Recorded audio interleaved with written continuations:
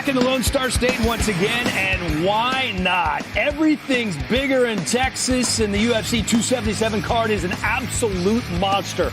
2 titles on the line, headlined by Payne and Nunez 2 in the second pay-per-view of the month.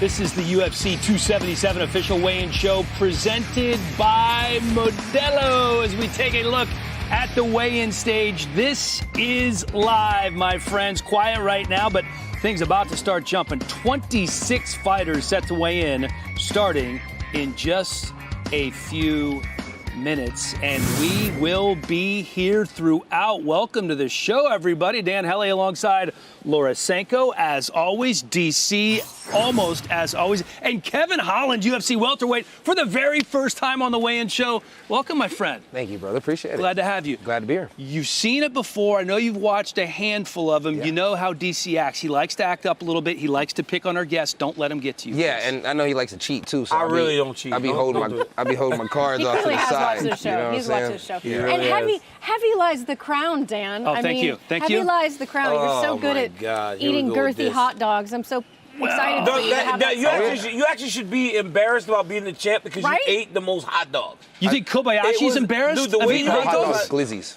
Are we allowed to say that on this?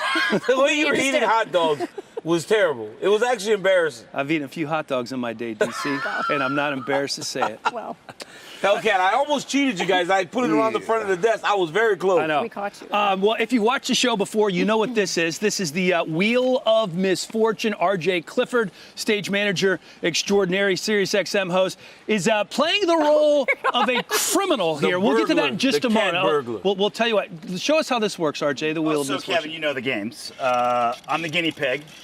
That's way too fast. And then whatever happens on the punishment wheel, you have to do. Social takeover. So, Kevin, take it. Kevin, so what you do is you put on your Instagram and you go to story, and you guys get to put whatever you want on my story. You have it for like 5 minutes. You can put whatever you want on his More Instagram. like 10 seconds. No, like 10 So seconds. you get to kind of do whatever you want. Had do yours whatever for a you want long on his time. story? Whatever you want, yeah. Whatever I want. Whatever you want. You're saying that 3 times, which is scaring me. I can do whatever I want on your story. Within reason. Hold on, guys. Oh my God! This show is off the rails. We're not 5 And that's minutes it. In addition to being a great fighter, Kevin Holland is a real-life Batman. He's a crime stopper. He has stopped crimes in progress numerous times throughout his life. So we're going to incorporate that into the show. And anytime you hear this, ready? Oh, yeah. You are going to reenact one of these crimes, and you're going to do it against our resident bad guy. That's why RJ is dressed up like a criminal. He looks so good. So you're going to take him down, and you can probably do whatever you want to him. Okay? It's like a zombie that's having a stroke. That works. Just don't hurt him. He looked like one of those old school criminals in the 70s. They walk like that with their hands raised. He looked like the Hamburglar. He is old school Hamburglar. I like it. That's all he knows. All right, so we're waiting for the weigh-ins. We have about 10 minutes to go before we kick things off here. There are 9-10 fighters already set to weigh in. And this is just a fantastic card, guys. Let's take a look at the early prelims right now, 6 p.m. Eastern on UFC Fight Pass and ESPN+. The curtain jerker, Ryan Okosi and Blood Diamond. One will leave with their first UFC win. Nikolai Negumereanu looking to make it 4 in a row against Ukrainian Ihor Potieria. And Michael Morales puts his 13-0 record on the line against Adam Fugit. The prelims starting in 8 Eastern on ESPN and ABC. 4 fights on the prelims. The heavyweights, Dante O'Mays, looking for his 3rd straight win against Hamdi Abdul-Wahad. And our featured bout, Texas native Alex Moreno, heading into his 16th UFC fight against Semi the Jedi, Matthew Semelsberger. And how about this main card? Kicking it off at light heavyweight, a pair of top 5 fighters, Magamet, Oncolyev, and Anthony Smith. The winner of Alexandre Pantoja and Alex Perez could be in line for a title fight very soon. And how about the 5th and 11th ranked heavyweights in the UFC, Derrick Lewis and Sergey Pavlovic, and of course the interim flyweight title bout, Brandon Moreno, Kai Kara France 2, and the first title defense for Juliana Payne rematch with the woman that she dethroned, the Lioness, Amanda Nunez. This is going to be fantastic. I believe we have John Anik with us now, the MC, the voice of the UFC. Let's start with the main event, John. You called the last fight between these two. Did you see a different aura now that Juliana is going into this one as a champion for the first time? You know, it's an interesting question, and it's great to be with you guys. DC looking pretty good in those new Travis Matthew threads. But my biggest takeaway was actually that Juliana Pena, in terms of her disposition, her demeanor, was exactly the same as she was last December. And I would suggest that's maybe a scary proposition for Amanda Nunez. Of all these superlatives that we could trot out there for Juliana Pena, I think her mental toughness is her biggest asset. She was totally unfazed atmospherically by what was going on last December in terms of slaying the dragon, so to speak. She just seems very confident. And I also believe that there was sort of a lot of her win in the aftermath that was rooted in disrespect. I believe she is further forged by that. Certainly, I expect a more disciplined, controlled, strategic effort out of Amanda Nunez. But I'm not surprised at those who see value on Juliana Pena, even though the number has come down considerably since that first meeting. Brandon Moreno, Kai Kara France. Last time we saw them fight was in 2018. Moreno got the best of Kai Kara France at a different gym now with James Kraus at Glory. What precipitated that move for Moreno? Well, it was sort of brewing with Entrim Jim and Raul Arvizu during the last training camp. I asked Brandon to open the fighter meeting as to whether or not he would have made the switch had he won that last fight against Davison Figueiredo, which, by the way, was a very close fight. He paused, but ultimately this was a move that was going to be an eventuality. And I think when you look back at that first meeting between these two in 2019, even Eugene Behrman from City Kickboxing largely just wants to toss out that result. Certainly there's value in having experience against somebody that you're going to fight again. But both of these guys are completely different animals than they were late in 2019 when they met the first time. And I do think it stands to reason that Brandon, at least in terms of the strategy and the fight IQ and a few small adjustments, will be on a higher level than he was, you know, for that Davison Figueiredo trilogy several months ago. All right, we're going to get to see the Black Beast fighting in Texas once again, not his hometown of Houston, but here in Dallas. Anthony Smith also on this card. Another fighter or fight, John, that you can't wait to see. Oh, it's definitely the pay-per-view opener, Anthony Lionheart Smith and Magamet Oncolyev. And Anthony Smith has said to anyone within earshot all week long that he's going to make this a dogfight. And he suggests that Magamet Oncolyev obviously has been in a lot of high-level MMA contests, but he's never been in a dogfight. And I don't have to tell you guys about Anthony Smith, whether it's fighting off burglars in his house or realizing great success in the UFC. He is an absolute dog, and I think he's going to have to unleash that part of him if he's going to come through here as about a 4-1 underdog Saturday night. All right, John Anik, thank you very much. I know you have some work to do here in just a couple of minutes as weigh-ins are set to start. So let's talk a little bit more about this main event, guys. Amanda Nunez, Juliana Pena, the first time around, for whatever reason, Senko, we didn't see the best of Nunez. But we did see Juliana do what nobody's been able to do in 8-9 years. She bullied the bully. So you would have to think that the game plan for Pena is going to be the same this time around, right, in terms of goals. I mean, I think that's the easy assumption, right? But Juliana Pena's biggest asset, in addition to, you know, she's scrappy, she's got great wrestling, clearly she hits hard enough. Her biggest asset is right between her ears. That woman has an absolutely unbreakable mind. It's not something you can train. It's not something that you can go buy. She has it. She's got the special sauce. And there is a moment in that fight when you can see that sauce take effect on Amanda, where you see that look in her eyes like, oh my gosh, I've never been here before. And she said as much in that interview that she did with Brett Okamoto, where she said, I've never been hit like that. So I'm fascinated to see what Juliana can bring in the second fight. And you said that during the fight, that the look in her eyes. You sitting octagon side diagnosed that right away. Well, you know, when you've been in there, right, in those high-pressure moments and you fought for championships, you recognize when things are going sideways and things start to go in the wrong direction. You could see Amanda panicking.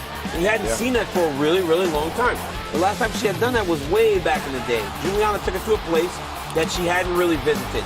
But can she do it again? I don't know. Amanda looks much better physically in the build-up to this one. Yeah, and mentally. I don't think she's going through anything this time. I think she's kind of like locked in. She wants her belt back. And, you know, last time it looked like she was kind of tired of being a double champ.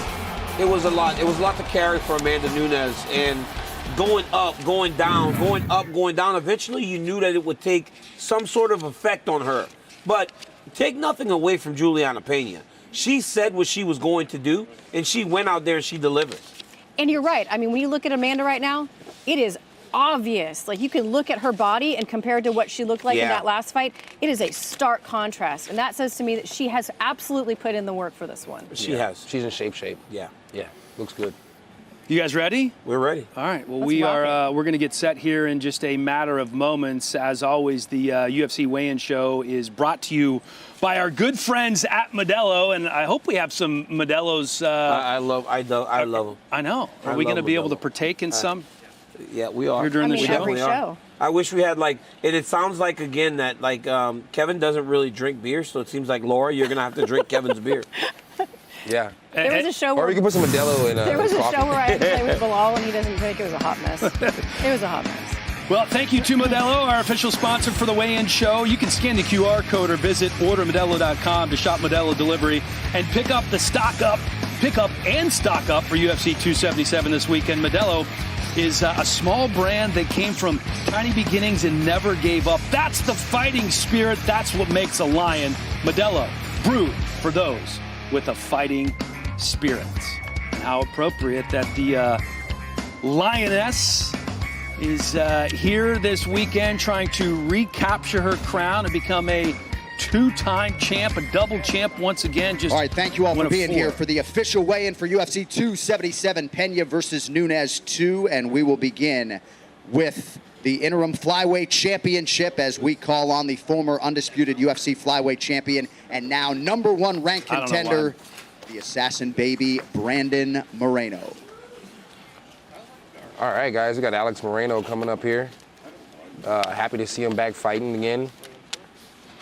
Brandon Moreno, my bad, guys. Yeah, happy to see him fighting again. Haven't seen him fall since he lost the belt. I think he's going to do a good job of coming back to get it. Really high takedown accuracy at 47.8%. 8 first-round finishes, 11 submissions. That's a lot of submissions, if I may say so myself. And the fourth most 124.5, the official weight 634 for Brandon significant Moreno. strikes. That's a lot. The boy's going to go out there and throw. I think he gets the job done. And he seems very confident this week, right? I spoke to him the other day, and he's confident. He's confident in his new team. He feels like he's done the work that's going to allow for him to get another victory over Kai Kara-France. Early this morning, his opponent, the #2 ranked flyweight contender, taking part in his first UFC title fight, Kai Kara-France. How much has his striking leveled up in the last 2 years, DC? I think everything's kind of come together for this young man. You know, Kai Kara-France was telling me the other day that nothing much has changed. It's just that his confidence, he's in his prime physically. He feels as though, trying to listen for the weight here.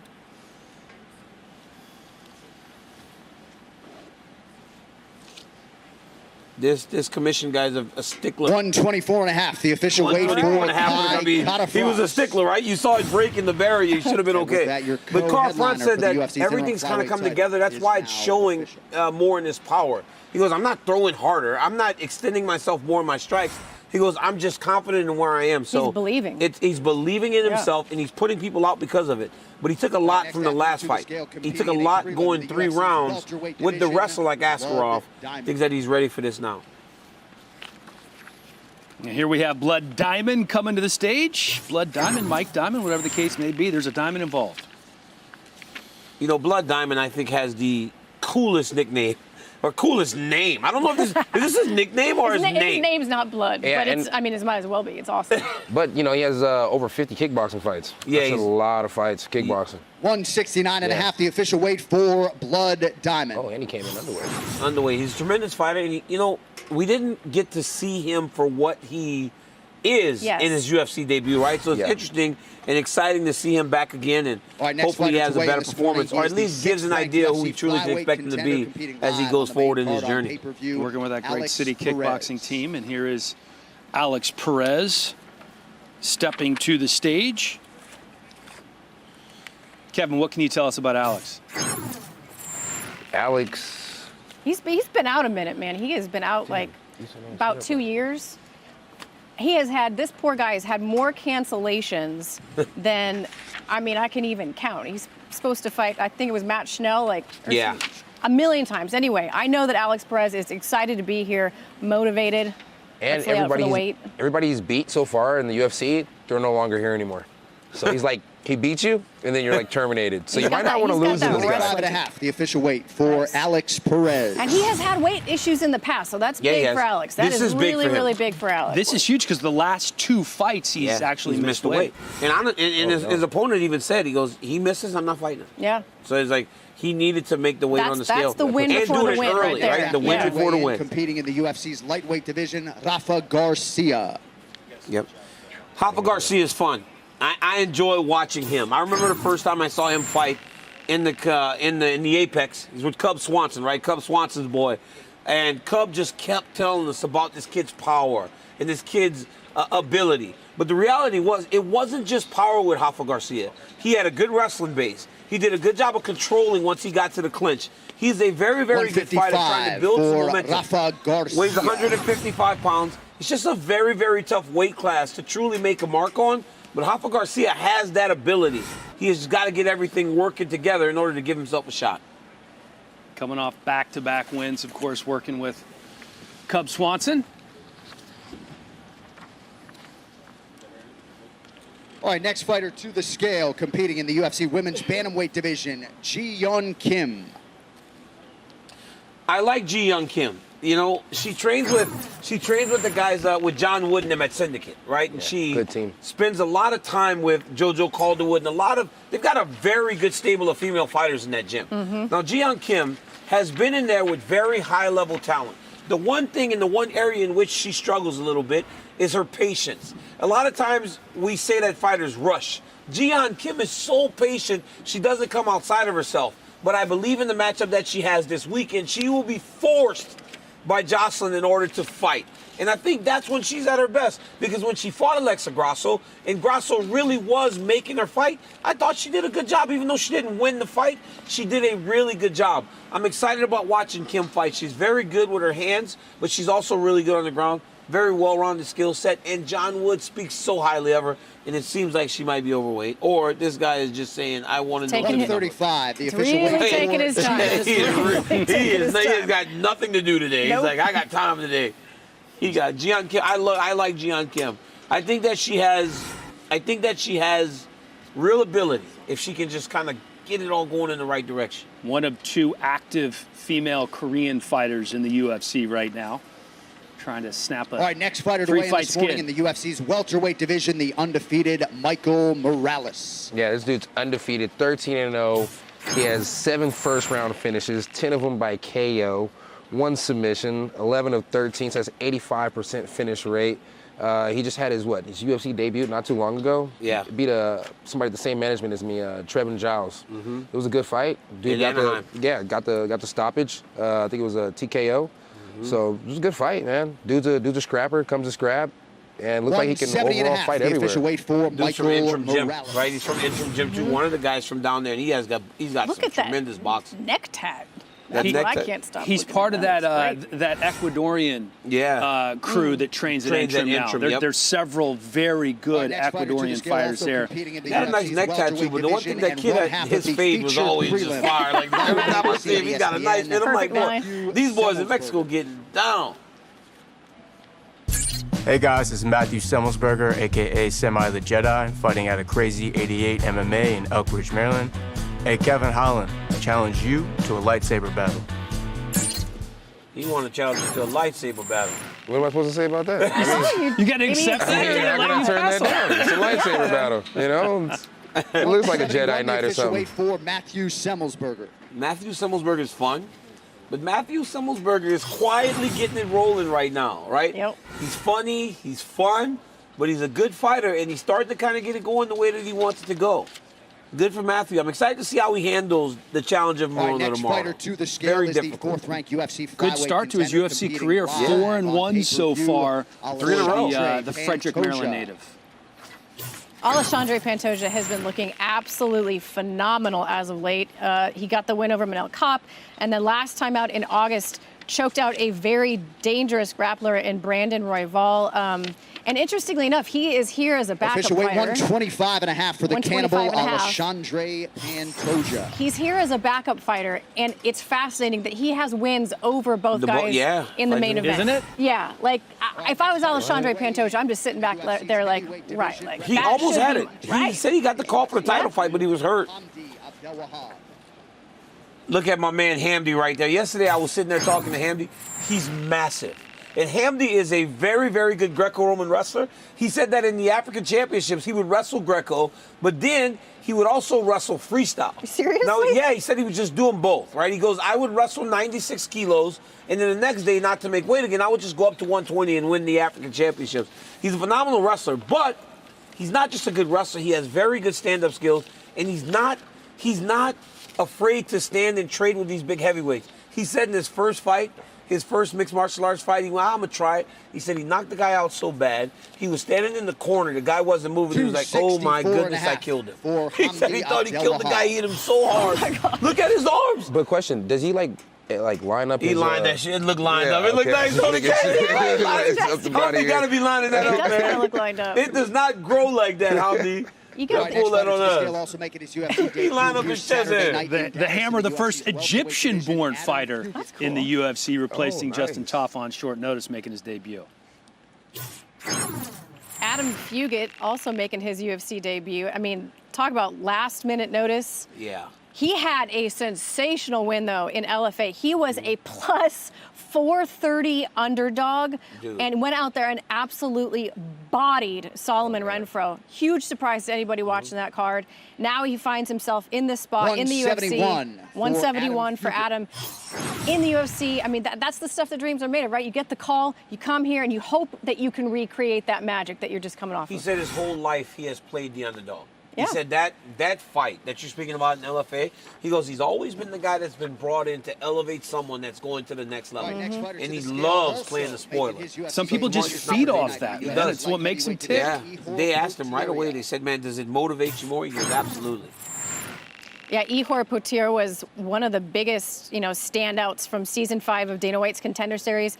Represents Ukraine very proudly. Finally making his UFC debut. He is on an insane 15-fight win streak. And look at that pec shuffle. Little pec dance. Look at that. Didn't he do that in our interview? I think he did. Contender Series. I remember. This is looking very familiar now. He was doing that when y'all were interviewing him? He did that right in my face. He did that with I think Senko. I remember that. I think I remember that interview. But I talked to him in the lobby yesterday, and man, he really does look dialed in, ready to go, just excited to finally get back in there, or get in there, I should say, and start making waves. Fighting for something bigger. Yeah. Right? When sure. everything's going over in For Ukraine. sure. And he's very vocal about it. One of 39 contracts awarded on season 5 of the Contender Series, which you're going to be taking part on very soon. Well, I've as taken we've part. already had season 6, episode 1.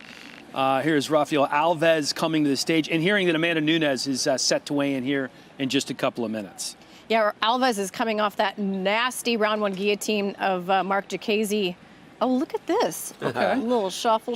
These guys are... To have that these guys are energy, feeling right? good I this mean, how do you morning, have that much right? energy going to weigh in? We got pecs bouncing, got dancing over, but... They must be cutting weight much smarter today, because I swear, when I was cutting weight, I was like, Seriously. get there as late as I can at the front of the line. I don't care who's lined up. I'm storming to the front, get on the scale, and then get dragged out of there. Well, you let that, and then grab a towel, and Dude, then that get happened dragged out one of time.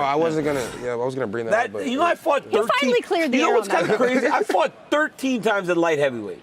All right, And next everybody fighter wanna to talk weigh in about a this morning, stupid towel. competing live on pay-per-view. It was obviously not a big deal at But all. it didn't really happen. It didn't really happen. You included in your Hall of Fame speech. Hey, this is the guy right here, right? Or at least this is what people believe to be the guy. A champion uncrowned, Magamet Oncolyev. Now, the guy has a well-rounded skill set. The one thing that doesn't jump off the page is one thing. He doesn't take you down and just ground you. He doesn't knock you out with one punch. He really does break you down systematically over the course of 15 minutes. He has not have to fight long. This is the biggest moment of his career. We have seen him in spots before. 206. 206 for Oncolyev. Look at that. Look at him release. Sorry, release on his face. Yeah. So he was like, I hope I'm on weight. But I'm talking about this man has such a well-rounded skill set that so many believe that he's going to be a champion. And he's clean, too. He's very clean. He's a good fighter, man. He's a good fighter. He wastes no energy when he's in there. Nothing. That's what I mean. System just breaks you down. It's like Piotr Yan, right? Piotr Yan, like, breaks you down over time. Feels like that with Oncolyev. Lioness Amanda Nunez. There's a Lioness. You think about Amanda Nunez, we're obviously talking about the greatest female fighter of all time. One of the best fighters across genders in the UFC's history. Now, Amanda has opened her own gym, gotten away from the American Top Team. She is just working on her own. She's happy, she's healthy. And if you look at her physically, you feel that she's better prepared than she was in the last fight. 135 pounds, I'd imagine, she weighs right now, and with her eyes solely on recapturing her championship. 135, the official weight for Amanda Nunez. I talked to her a couple weeks ago, DC, and I'm telling you, even you could feel the energy coming through, even though we were talking over Skype. Like, she is really, really in a good place, mentally and physically coming into this fight. It's got to be hard going up and down. Like, I mean, the moment I became heavyweight champion, I was like, you take the 205 belt, not going back down there. She did that for years, bouncing between weight classes. She does it good, though. She does.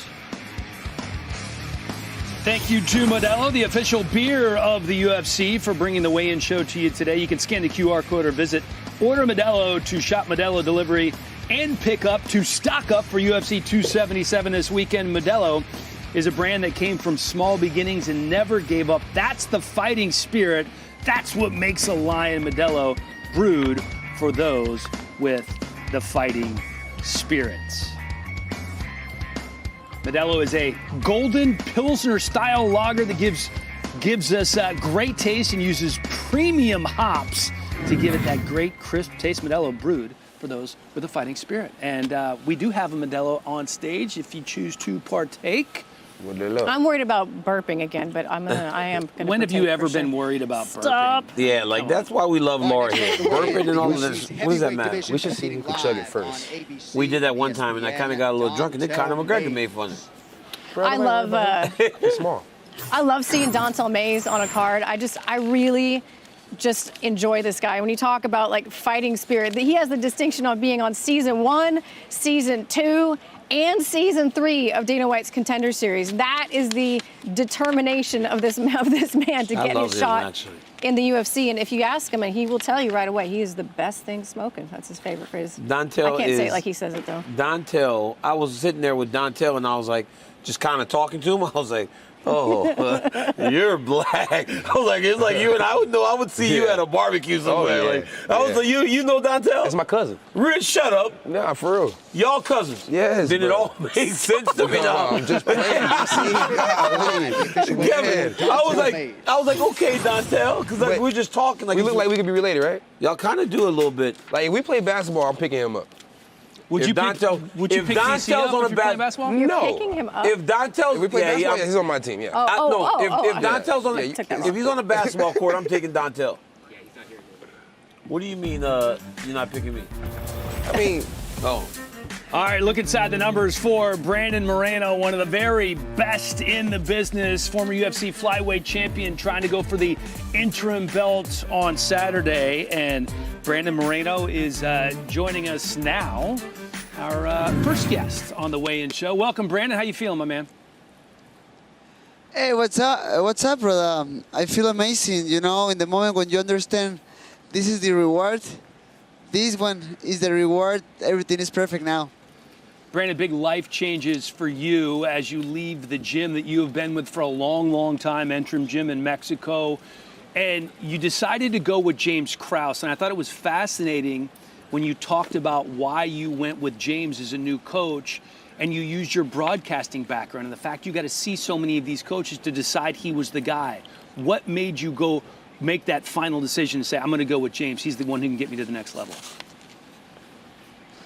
Man, starting with that, you know, like being part of the broadcast for UFC in Spanish, it's amazing how you can learn I mean, that's why I picked James, because I had the opportunity to watch him like being a coach with his other fighters. So was like kind of easy to take the decision like, hey, I know he's young, I know maybe he has a lot of credentials, but he has a crazy passion for this sport. So let's go. I want that in my life right now. Nice. When you see Kai Kara France over the last 2 to 3 years, when you watch the tape and study him, what are the biggest changes from when you fought the first time to the last time? Or to now, rather? Yeah, 100% his confidence, man. He's more like brave. He has more confidence the moment when he stepped the octagon and trying to really finish the fight. And that makes a fighter like very dangerous. But man, what can I say, man? I have the same motivations. I feel amazing right now. I have, with more experience, I have just 28 years old, but I feel I've been in this sport like so long time. So man, I'm just ready to get that belt just because I know I'm better. All right, so after this, you go get a chance to get your belt. Before that, what do you buy? You got any new things for the collections you want to add in or what? Mr. Kevin Holland. What's up, man, definitely, no. I mean, when you're young, you don't have money to buy your toys, but after this fight, after the last fight, yeah, actually, I feel like I need a bigger house now because I need more space. Nothing wrong with more space. Kevin, he already bought something. He got a brand new gold bracelet. It is fantastico. I mean, this guy, Brandon Moreno, he's already living. Brandon, so what does the next 10, 12 hours look like? Do you go back and you rest? Like, what are you doing now outside of just rehydrating? Are you spending time with family? Is it just you and your teammates? In the changes that you are making in terms of camp, do you even watch any more video as we head into tomorrow night? I know, man. Obviously, when you start to get more eyes in your name and more importance in your career, you have more interviews, more time spending with media. But it's fine. Right now, like I feel like I have the experience to deal with that. So I mean, last night was the weight cut, and you understand this. The weight cut that night is a little bit bad. Yeah. So, for example, finish this. I'm going to my room, taking all my snacks, all the things I need to drink, and then I take a long nap.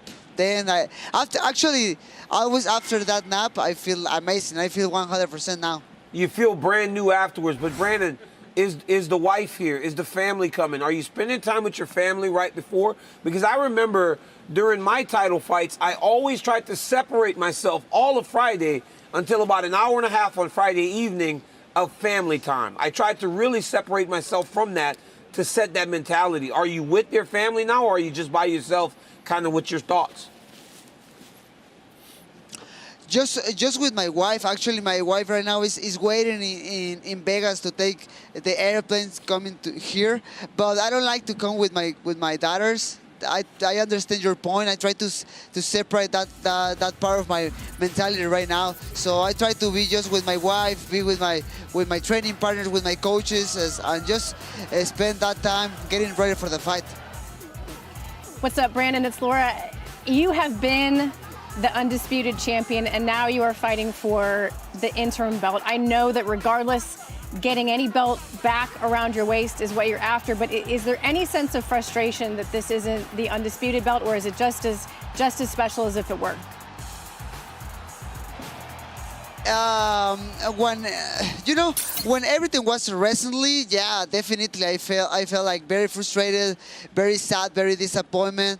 But then you start to understand, like, any belt can give you like this happiness. So I don't do this for the belt. I do this for my family, for to just keep doing my dreams come true. And right now, again, this is the reward. I did the job. I make weight. Like I can eat. The training camp was hard, but I survived, and now I'm here. So I'm getting the reward right now. So now it's just the funny part. Go to the octagon, throw some punches with somebody, and get some fun there. Okay, Brandon, this is the real question right here. This is the real one. Kansas City barbecue or Texas barbecue? Let's go. Let's go. We know the answer. Let's go. Brandon, remember what I told you? Brandon, which one? Which one, Brandon? Tell her. DC, you need to understand, I never take Kansas City barbecue. The Dallas barbecue. Yeah. I taste the Kansas City barbecue, and it's delicious, man. But He lives in Kansas City. delicious. But Don't try to Brandon, which barbecue did I tell you was the best? Louisiana barbecue. Oh, you say Louisiana. That's the one right there. Everybody say Louisiana, man. Yeah, everybody say Louisiana barbecue is the best. Brandon, He just don't let said him it. confuse you. Brandon, you are in the right city for barbecue. You know what you're talking about Yeah, now. you're in the right got city. it covered. Kansas right now City. for barbecue, Oh, Texas. Kevin. We got you. You didn't know, Brandon, this was going to be a trivia contest. Sorry. I'm going to leave you with one last question, and this is going to be easy. Guys, As Laura Sanko's already drinking a Modelo at stressed out over this 9:25 local time in the morning. Brandon, how does the fight end with Kai Kara France tomorrow night? I win, man. I win, I sometimes I can see the people like watching me around the hotel and watching me around like weigh-ins, like very happy, just smiling. And the people they need to understand I'm like this because I did my job, man. And when you do your job, you can enjoy better these kind of moments. So I did my job. I can see myself winning tomorrow, raising my hand and just, again, using my belt as a plate for some Kansas City barbecue. I'm with the training partner right now. Love it. Brandon, good luck. The assassin, baby. Can't wait to see you fight tomorrow night. See you then, bud. Laura, he did tell me he does not like Kansas City. He did not. I'm telling you, he's like, I don't really like Kansas City. Yeah, he told me the Really? same thing. He Same said the thing. Is that barbecue's why not he's really there good. so Well, he much? likes the barbecue, but he doesn't He like doesn't the like- town. he told me, He goes, I don't really he's like saying the it from town of work. Kansas City. He goes, I Really? mean, it's boring. All you can do is train. Before we take a deeper look at Brandon, I want to ask you this because I think it's a great point that he brought up. He knows he's done everything he can do leading up to this fight. I've never trained like you guys have or fought like you have, but it's similar to a game or a show, right? In our broadcasting world, when you're prepped, you know you're ready. You feel comfortable. You feel confident. When you're not, you don't. And it sounds like he feels ready. Is that the same way with all fighters? It's the same. Like you know what's crazy about fighters though is like you can almost convince yourself you're ready even if you're not. You know, because you're a fighter. You master manipulating your mind. So there are times where you're fighting and you're like, oh my goodness, I'm actually tired. And I knew I would get tired because I know that in training I tried hard, but I may have had some injuries. I may not have been able to do everything that I want. He sounds sure, like real. It's not like a false confidence. But yeah, you can almost trick yourself of anything as a fighter. You could tell he put the work in. You know, it's like when you do everything that you have to do, as soon as you get in there, there's no doubts. You know, it's like me at 170 pounds, no doubts whatsoever. It's the only way you can get to the weight is if to work hard. Yeah, you got to he's eat ready. right and everything like that. Versus 85, I just don't really care. And the one thing you can control in the fight, the one thing you can control is your own cardio base. And I'm telling you, I've been there watching this entire camp for Brandon, and he has been in that gym day in, day out, the hardest worker in the room. He has literally elevated that room to, I mean, watching Tim get better, brought a champion watching Jeff in there. Molly, exactly. You drop a champion into an environment, everybody gets better. 100%, including him, but everybody has gotten better. And I think for James Kraus, that's the greatest compliment you can give a coach. When Brandon Moreno says, I'm on the Spanish language broadcast, I'm watching each and every coach and how they talk to their fighters during the fight, how they treat them during the week leading up to the fight. And he said, I choose James Kraus. He's seen all these guys. That's a massive, and that was his number one. That's a huge statement. compliment for James Kraus. Let's, as promised, take a deeper look, a longer look at Brandon Moreno.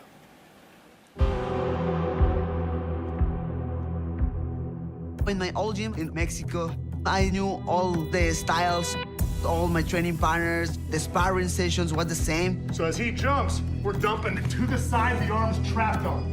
Okay, that way you can't post on it. Now we are in Kansas City in Glory MMA. On their back and choke. You know, the head coach is James Kraus. Kraus still putting it together on the feet. Kansas City stand up for James Kraus. Current UFC welterweight James Kraus He wobbles Alves, and now Kraus goes to work. balances his career as a fighter He put together his game plan perfectly.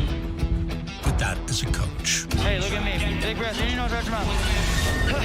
Just put it all together. Have some fun out there, okay? I love you. And with experience backing multiple students in UFC title bouts, This dude ain't some magic, man. I don't want you to get complacent. Kraus hopes that Moreno will be the first to bring a belt back to Kansas City. If we're watching a football game, I think a lot of coaches focus on the game. Some coaches focus on the halves, some focus on the quarters. I'm really good at focusing on the plays. Hey, keep that arm though, Brandon. Keep that arm. Go back in the arm. Go back in on the arm. Keep this as you drag up. So use this to rock up, and then keep that. Drag. Yes. For Brandon, he hits hard. He's got good jiu-jitsu, good wrestling. He's just good everywhere. Yes, now put his head on the fence. Put a stopper on it. Now you can punch. The stopper's on the backside. Yes, yes, yes. Now you can punch with your left. Yeah. The biggest thing for him is increasing fight IQ, making good decisions in fight. There's a lot of theories on what creates mental toughness. I'm of an old school mentality. I'm a blue collar mentality. This is my idea, my approach towards this. And if you want to become mentally tough, if you find a spot that you break in, you need to put yourself there over and over and over and over and over again. That progress starts when that uncomfort kicks in.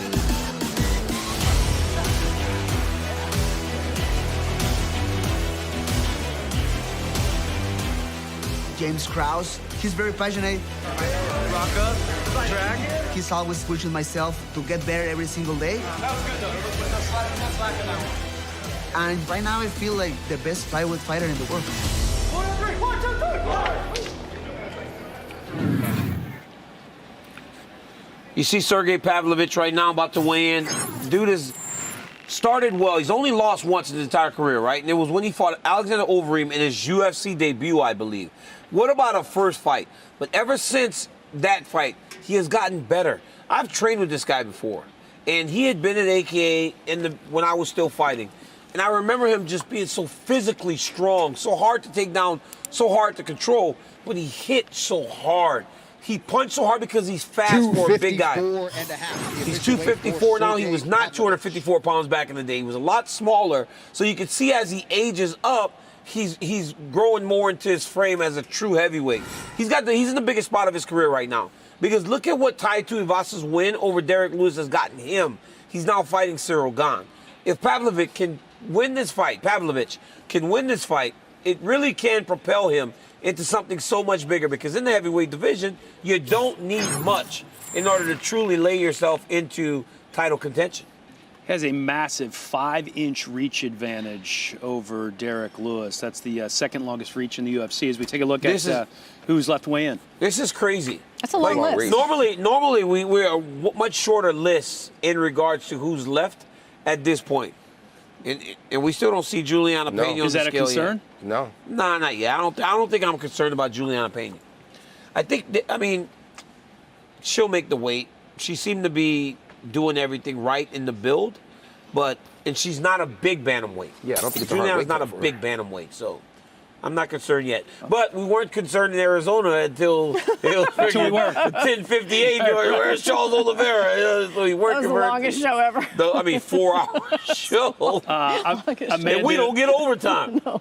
Amanda Nunez has weighed in and will be joining us here on the weigh-in show momentarily. She's hydrating a little bit, get those vocal cords working well, and then she'll be on the show with us. Looking forward to talking to the Lioness here shortly as Nikolai Negromarianu.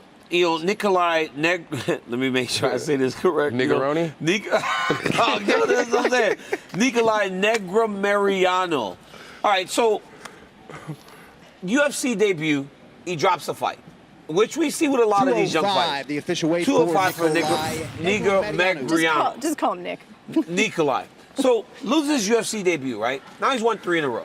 So it really does show you what it means to get into the UFC and find immediate success, because it's a bit of a learning curve. And we saw that with Nikolai. He struggled early, but now he's starting to really put all of his skills on display. And when you watch him, he can do just about everything. and everything is pretty consistent in his approach. So I'm excited to see how he handles this fight tomorrow night. But kind of got it going, as I've said on a couple guys now, heading in the right direction as they keep going on this journey, which can at times be so daunting. What's Nikolai's last name again? Negomariano. Nailed it. That's pretty good. It only takes me 2 times. That's pretty good. Negomariano. It's you like that? How you like that? Yeah. I do this, baby. It's close. He's close. I think we give him credit I said for nailed it, but I meant nailed it in terms of what we're used to. Negomariano. No. N-E-A-U is O. Negomariano. Ooh. O. All right. Well, we'll save this debate for a little bit. The producer just said DC's right. In my ear, I heard it. The guy in the back. That's what Dan and I heard. Guy in the truck just said DC's right. Yeah, that's what I heard. Thank you. Let's talk a little bit more about this co-main event, UFC 245 2019.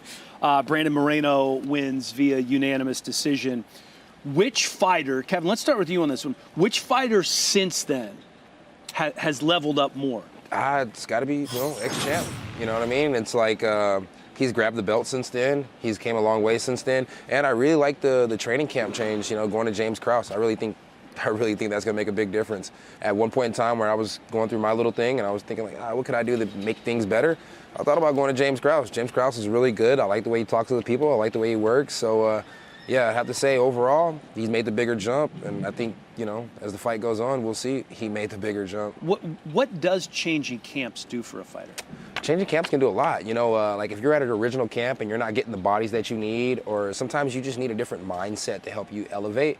And I think changing camps can do that. It can give you that mindset you need, and it can also give you the bodies that you need to just grow. Because sometimes you get used to the people that's in front of you, and, it's kind of like a computer. You automatically just know what to do. That's exactly what Moreno said. For Brandon, Brandon came to glory with, this amazing skill set. He's got this skill here, this skill. I mean, everything you'd ever want in a flyweight. But what James is so good at doing is creating the connective tissue between those skills and creating the organization of those skills and creating an easy decision-making flow for you in every moment in a fight. It's one thing to have this and this and this, but it's like he's so good at figuring out how to weave it all together in a way that fits your particular style.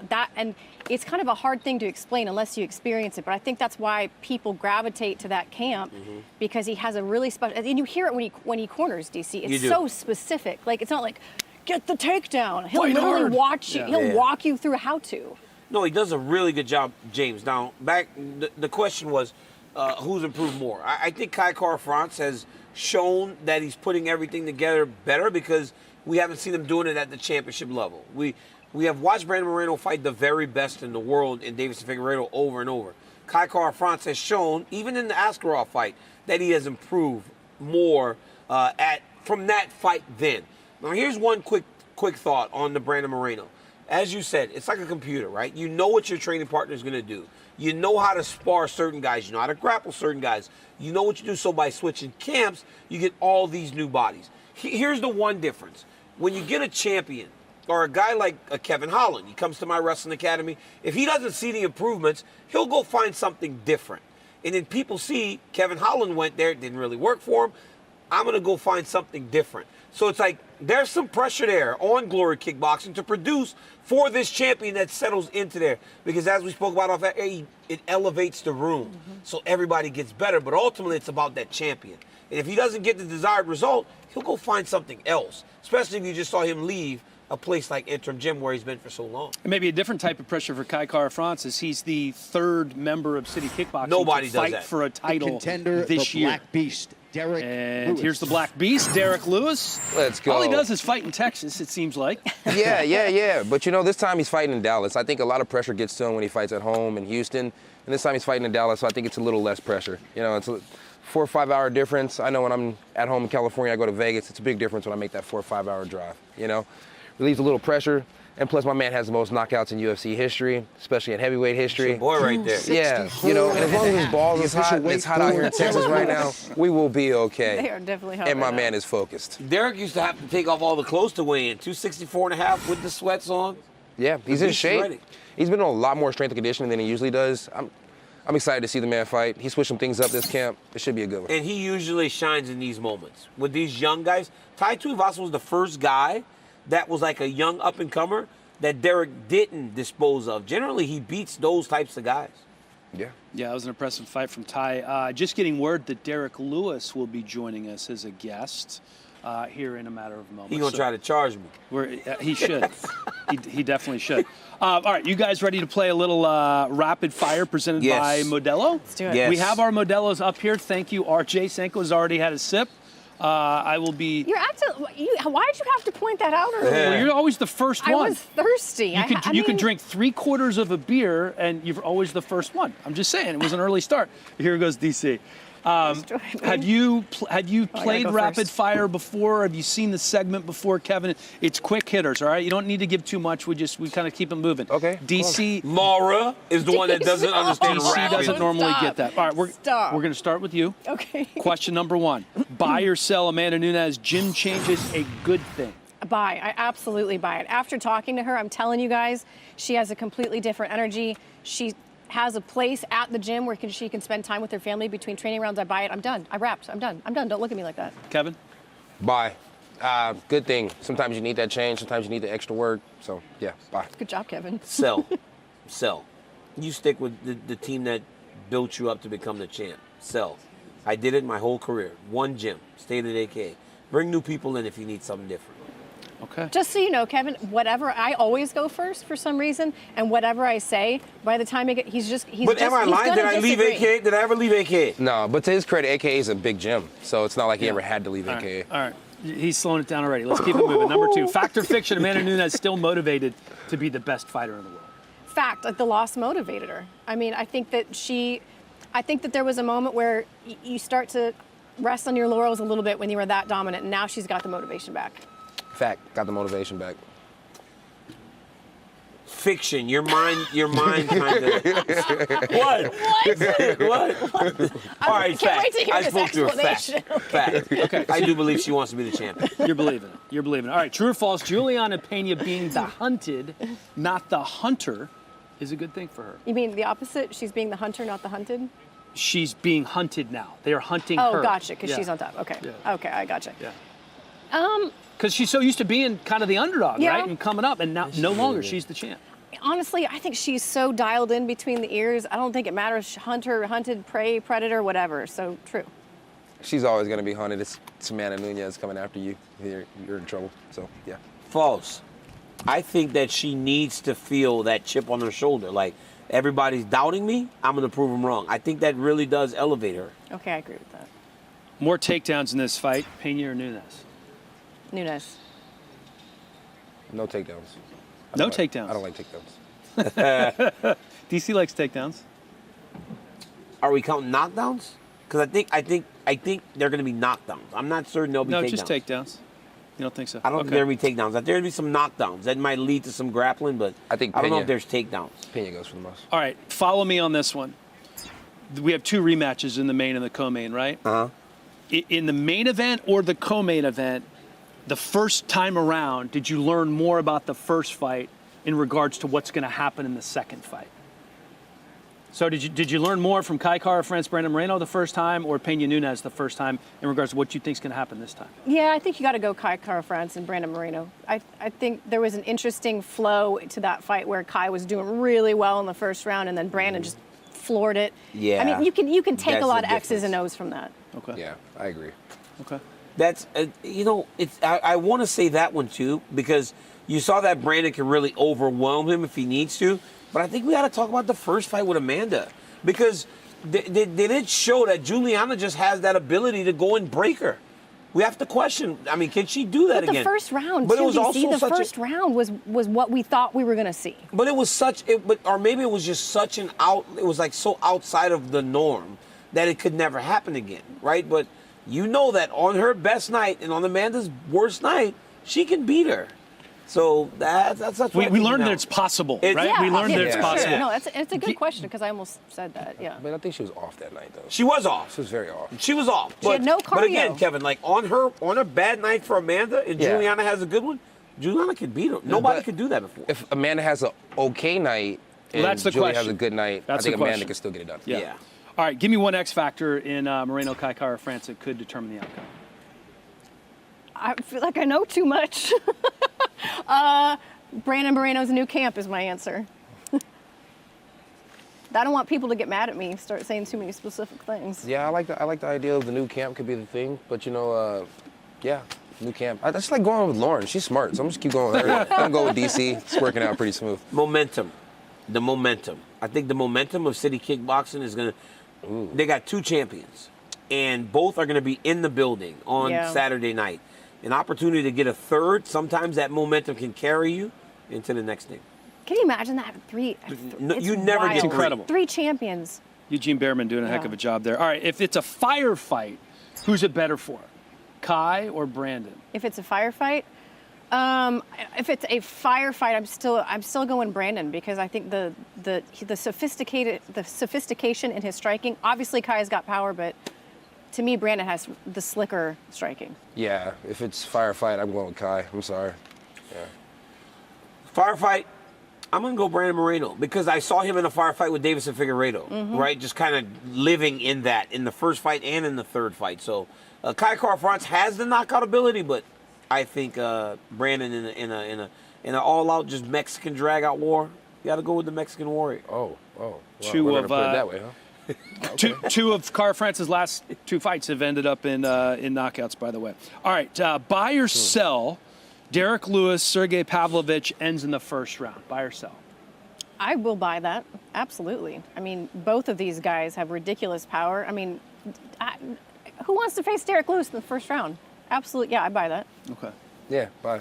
You're buying. DC can't answer because he's calling the fights. He probably would not have wanted to answer anyway. I wanted to. I was Derrick asking. Lewis is waiting in the wings right now and listening to the show as it happens. Derrick, how you feeling, my friend? I was feeling good until I had to hop on this mic and listen to these people talk. We're being complimentary. Derrick, it's Dan Helly, Laura Senko, Kevin Holland, and Daniel Cormier with you now. Fighting in Texas again, is this different being here in Dallas than Houston for you? I know Houston's your hometown.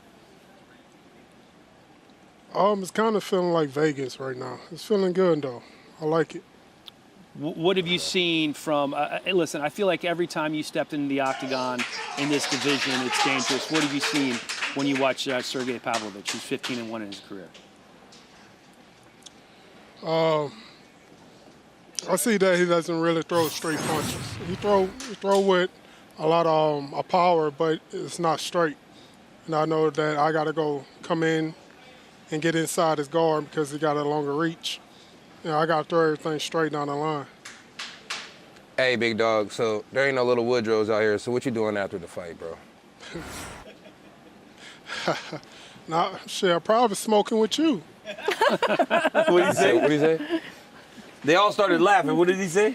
Something about smoking. I think he said you smoke with I got you. Whatever you need, dog. I got you. Derrick, 264 pounds with your sweats, with your T-shirt. Have you just mastered the weight cut now? You said you're training harder, and it showed with you on the scale. Generally, you're in your underwear. This time, you're in your sweats and your T-shirt. Yeah, I'm feeling good. I'm feeling confident, feeling rejuvenated. Yeah, I'm ready to go. You know, I wanted to do some changes. I've done it, and I want to see the results now.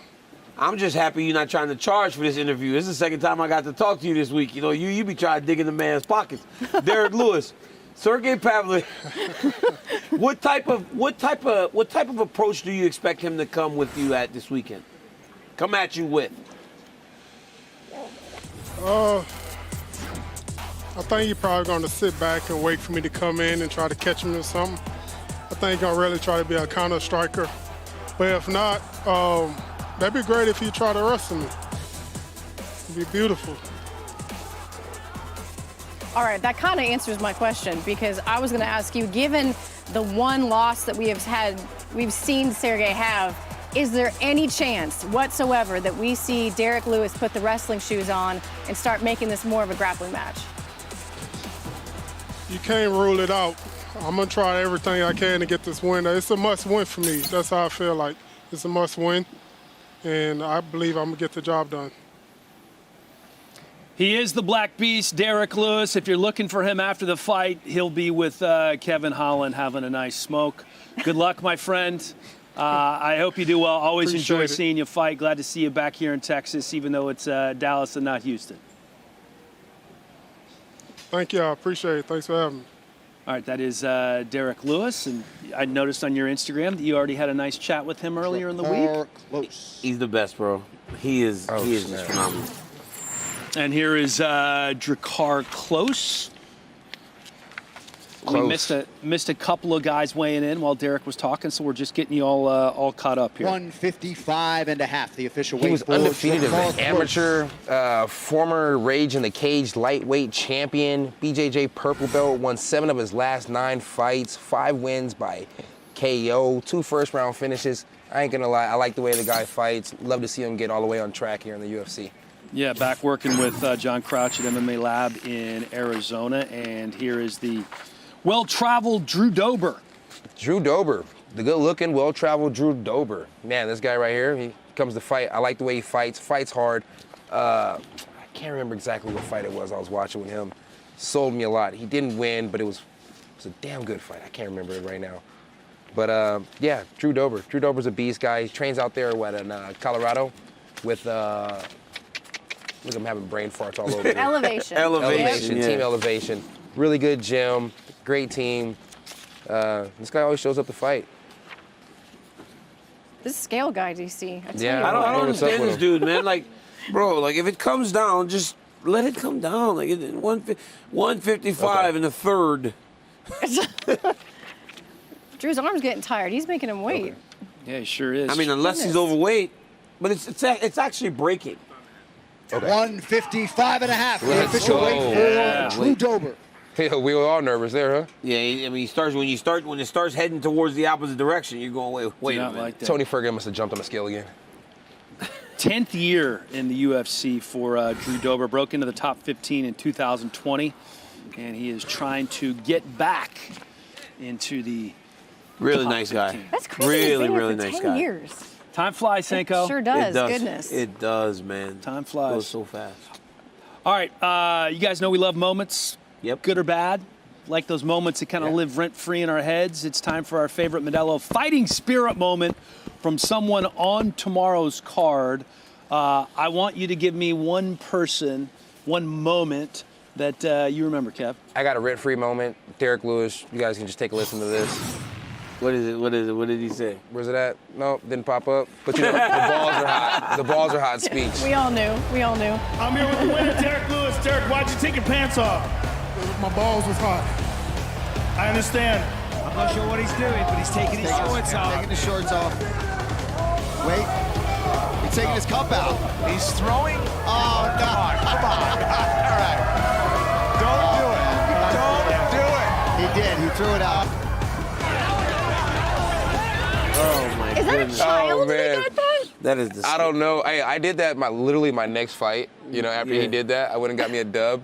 We were out Vegas. I threw my cup out in the crowd, little diamond cup. The UFC staff actually told me, if you got to borrow a cup, you got to throw your cup out in the crowd like Derrick Lewis. I was like, all right, bet. Big bro did it. I'm going to do it. Threw the cup out in the crowd. I look on Instagram later on, some guy has it on his face like this. Stop. Talking about, can I give you back your cup and you give me something else? Oh, my I don't even want it. Oh my goodness. That is actually crazy. All right, guys. Let me give you my rent-free moment. Take a listen after Juliana Payne beat Amanda Nunez. Just take a listen here. This might be the biggest upset in the history of the sport, but you said what you were going to do, and you did exactly what you said. I told you! Don't ever doubt me again! Willpower, strength, and determination, it will take you places!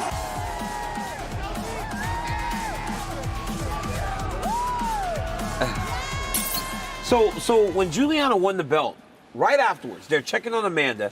She's standing in her corner, and she's got her hands on her hips, and she's looking through the cage, going, "I told you so." I said, Rogan, she's looking. I go, she's saying, "I told you" right away, and then she goes on the microphone and said it. That is why when we were talking earlier about being the chased or the hunted now, I think she needs that I'm going to prove you wrong in her life to allow for her to have that type of performance. But that was That was an incredible post-fight speech, no doubt. But I got to tell you, I can one-up you because Brandon Moreno gave the best, most inspirational post-fight speech after he beat Dustin Ortiz. Let's check it out. Only let me say something. Maybe not today, maybe not tomorrow, and maybe not the next month. But only one thing is true. I will be champion one day. I promise. I promise. Brandon Moreno, ladies and gentlemen. And what is crazy about that is that he still had to get cut and go away and go do his thing and then come back and be in this spot yet again. Yeah. That is amazing to me. I mean, Brian Stann. 16th seed on top. Brian Stann was calling the fight, so I mean, that's a long time ago. Yes. Talk about some foresight. Yes. Was that Brian Stann? It was Brian. Well, I mean, my moment is Brandon Moreno. I think he's the most likable fighter in the UFC, and his moment came when he won the title and he fought Davison Figueiredo, and it was in Arizona, and he was so jacked up going into this fight, and he becomes the first Mexican-born UFC champion. Just a dominant performance from Moreno, and that's what he's trying to recapture. He's trying to recapture this moment, this title, and he's going to have to go for round 4 at some point if he can get this interim title against Davison Figueiredo. What an incredible moment that will be if it comes to fruition, but the emotion that literally oozed from every pore after this win was amazing. That was a massive moment. And you had saw him come so close, right? Watching him on the journey, watching him being cut, coming back, having a draw when it felt like he had got it done. He dominated in Arizona. He dominated that fight to win the belt. So these are all great moments that ended up in...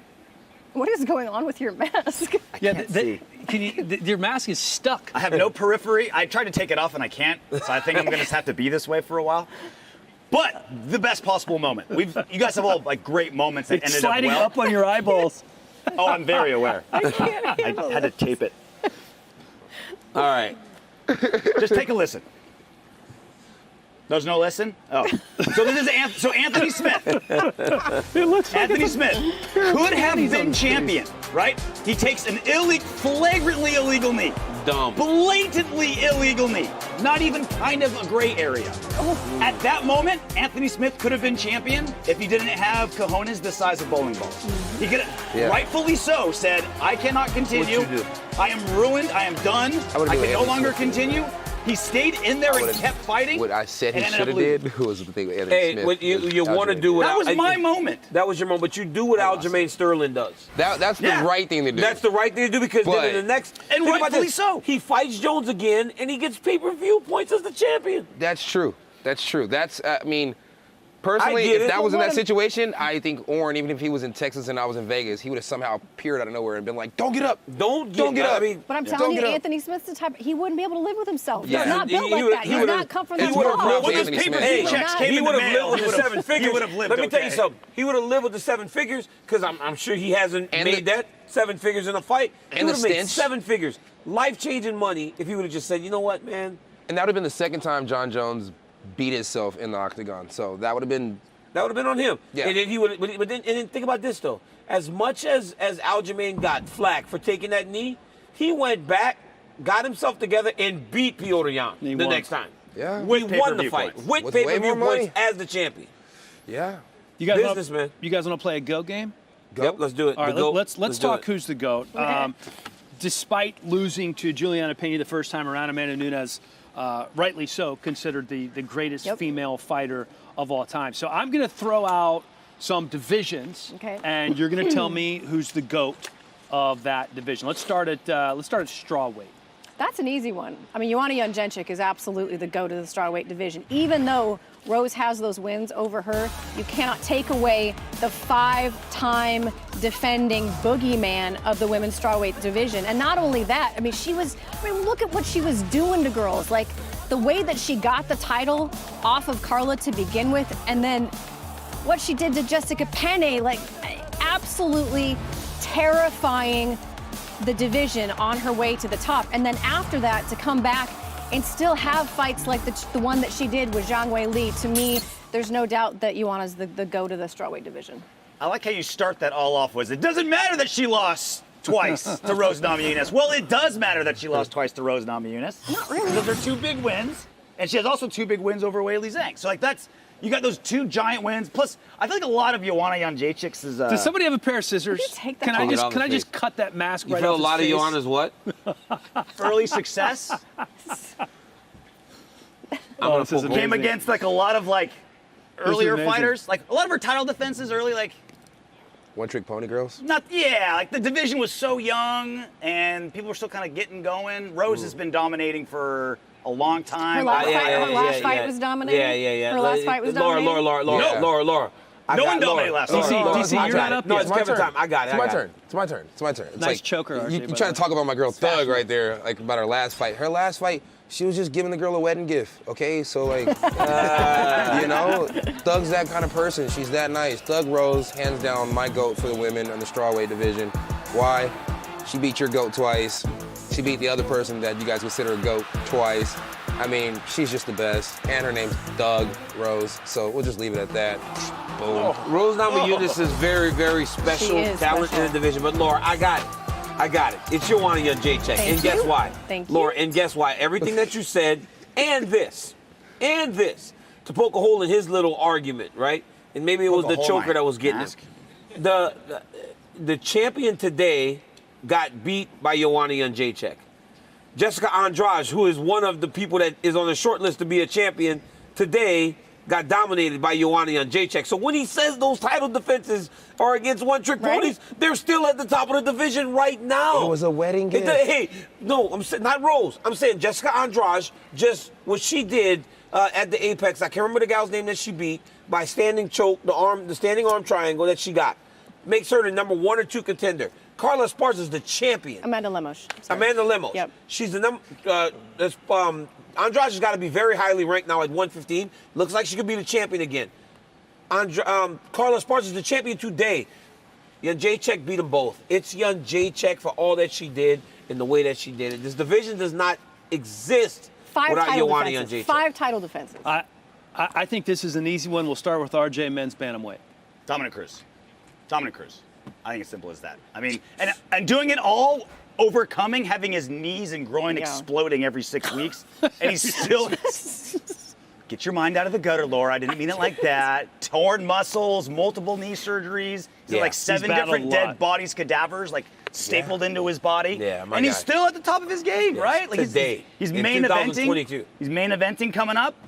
With a chance to and all the possibly earn a title fight. And all the WEC success he had before With the a UFC. chance to possibly earn a title fight. Yeah. I think, to me, it's Dominic Cruz, and I think nothing speaks more to that when Dominic Cruz came back and looked like he was about 15 years old because he had no muscles in his body, and he fought in Boston and won the belt back. Remember, Dom looked out of shape when he won the title against Dillashaw the second time. It's like, that just shows to you how special he is. This guy's the bantamweight GOAT, man. And I think that Dillashaw is close now, but it's Dominic Cruz. You know, I'm going to have to go with my boy Aljamain Sterling because he beat Peter Yan. The Greatest of all time. Hey, what is that? One title defense? Here he come with the hot takes. Same management. I'm going with my guy, Aljamain Sterling. He beat your guy, and what other guy you guys named. He never beat Dominic Cruz. He can. He can. You think I'm crazy? I think he smokes Dominic Cruz, and I'm willing to bet you. Okay, we're not going to bet on this show, DC. But Aljamain Sterling. Let's, we got to go Senko. I'm Sorry, It's Senko. obviously Dominic Cruz, and I'm sorry, Kevin, but like... Kevin, you're tripping. Kevin is tripping. Kevin on 10 BS. Faded or something, because that is wild. Kevin started with the festivities early this morning. Because Modelo's still full. There's no explanation for this. All right, Kevin, we're going to let you go first on this one. Featherweight. Greatest of all time in the featherweight division. Look, I got Max Holloway or primed out Conor McGregor. You can't do it. You can't do it. McGregor. Primed out Conor McGregor. Okay, look. I love Max, but we're going primed out Conor McGregor because I like to argue. Boom, there we go. Let's go. Conor McGregor. Primed out Conor, undefeated at that weight. How many times did he fight at that weight? I don't know, but he was Mystic Mac. If he said he was gonna do it, he did that, just like that. He got the belt twice at that weight, interim and regular belt. It was interim too. Don't. Oh yeah, he sure did. Don't go there with me. Oh wow, DC. you know it. I know my Conor history, dog. I know my Conor, and he was a 2-time belt holder before he got the belt twice at 145 pounds. I know Conor. History, Come on, bro. Like, it's their title too. You did. You're right. And nobody talks better than him. Besides me. So, let's go. I love Conor, but you are making me drink. This is wild. You better drink two more here. How could you Conor. not mention Alex Volkanovski? Who? Alex. Wow. If Conor was still at 145 pounds, there would never have been Alex Huhosky. There would never be. You don't think Volk could fight Conor? Did you watch He didn't even really beat Holloway the first 2 times. They were just... The judges were smoking. I don't know what they were smoking, but it obviously wasn't weed because they weren't seeing the same thing that I Volk is a seen. monster. I mean, just an absolute assassin. I don't know how you can watch that last fight and not look at that man and say that is, and I know there's an argument with Jose Aldo. I was up in the air with that, and I took a slightly hot take here, but that last performance was a masterpiece against the other guy who was probably the greatest, one of the greatest argument. I mean, go DC, go. Max Holloway, greatest featherweight of all time, still. He is. I understand he got beat bad in the last fight, but, you know, the way he beat Jose Aldo twice, the way that he was defending his title against Ortega and all those guys, Max Holloway's the greatest featherweight of all time, still to this point. But Alexander Volkanovski, to your point, very, very close. And realistically, the only thing I worry about with him is I don't know if he has the challengers to elevate him like Max and those guys had with each other. UFC's welterweight division, the Great White, Alex Moreno. Oh, it's me, huh? Oh, man. And it's Alex Moreno here, fighting out of Houston, Texas. DC, wanted to let you know you made the cut. One of my purple belts, famous artist Frankie Cardona, painted a 6-foot picture of you. You made there on the Mount Rushmore of fighters on our gym wall. You're there to inspire the students. Thanks. Awesome. That's awesome. That yeah, Alex Moreno, dope. it's like you look creepy. He showed me, it was my Ultimate Fighter coaching picture. I was very scared. The official weight for Alex Moreno. You know, Alex Moreno has like a lot of guys to inspire his students, but he does a very interesting thing at his gym. You can't just join. You got to go watch class, observe to see how you would fit in, and then once you do it, you have to do a 2-week test. It's tremendous how much he puts into this gym, and realistically, didn't make any money for like 7 years, but stuck with it, and now he's finally like making money with his gym. So good for Alex Moreno, and thank you, my friend, that picture's for putting me in awesome. the gym. That's cool. Where is his gym? It's in Houston, the Woodlands. It's in the Oh, Woodlands. really? Yeah, it's in the Woodlands. I'm always out that way. I didn't even know. It's a beautiful place. It's crazy. I need to go check I'm just looking at you, waiting for what's going to come out of your mouth next. I was just wondering for somebody to tell his featherweight goat. I think it was RJ's turn. Did we just stop? Did we just quit? We did, yeah. I didn't understand. Your opinion doesn't matter. It was Conor, right? I took off my mask and they stopped caring about me. We have much more important things to talk about, like thanking Modelo, the official beer of the UFC, for bringing the weigh-in show to you today. You can scan the QR code or visit ordermodelo.com to shop Modelo delivery and pick up and stock up for UFC 277 this weekend. Modelo is a brand that came from small beginnings and never gave up. That's the fighting spirit. That's what makes a lion. Modelo, brewed for those with a fighting spirit. And it actually is a perfect way to start the morning here on the weigh-in show. So you're not you guys have your whiteboards? Shame me anymore? Oh, we don't have them yet. Now that you're drinking, it's not shameful. I'm ready now. Whiteboards, trivia. Never have a blackboard We're going to do a little anymore, trivia. We're going to talk national treasures here. Oh, my God. Daniel Cormier's a national treasure. Is he on the list? He's old enough to be. So, UFC is... Just remember, you're coming to wrestle. Okay. Yeah, you better be careful with the way you talk to me. Yes, sir. Are you guys ready to play our game? Yeah, we are. Yes, sir. Okay. Yes, sir. We're talking national treasures. This is kind of a playoff of Brandon Moreno being the first ever Mexican-born UFC champ. UFC, one of the great international organizations. You got your pen working there, DC? Bro, it's like all so tight. Really struggling here. So I'm going to name a country, and you're going to have to give the fighter who was the first to win UFC gold from that country. Okay. Okay? Let's do it. Hey, make sure All you right? help me. Everybody good? Make sure. Okay, ready. So, okay. Make sure you help me. All right, you guys, here we're going to go. Okay. Australia. Okay, Australia. Okay.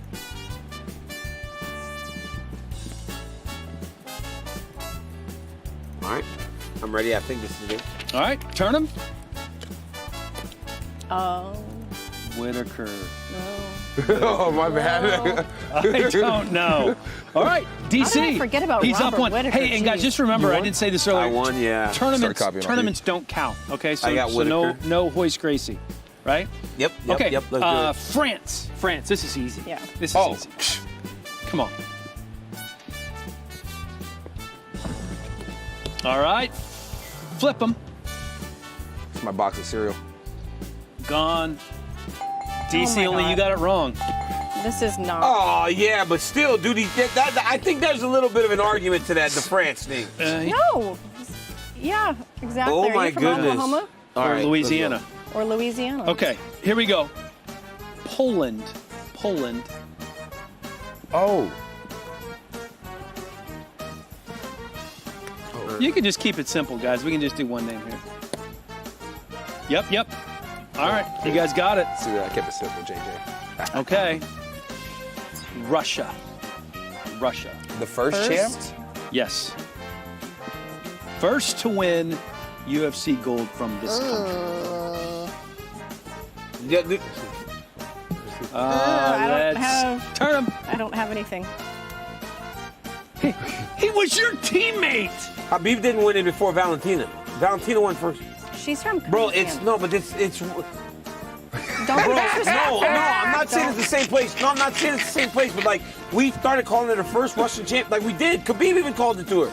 He even said she's the first Russian champion. She will correct you every time. We'll have to get Habib on the line. Habib I know she's from Kyrgyzstan, but all right, whatever, dude. I'm telling you guys. Okay. All right, let's go. Nigeria. Nigeria. Look how upset. That's Nigeria. That's rough. Man. Nigeria. Oh. I'm really kind of upset. Like, I'm really upset on this one. You just... Well, I know this one. I mean, I know this one. I know, but why are you still cheating Flip it. if you know it? Yeah. Tomorrow. It's tomorrow. Yeah. Yes. Woo. And Bro, then it's Izzy just- won the following month. I'm a little bit disappointed about this this Valentina situation. I think I'm winning right now. I need a point We can there. take it to the judges. Am I winning? Yeah. Czech Republic, the Czech Republic. First to win a UFC title from the Czech Republic. Hey, who is it? You're not going to tell me?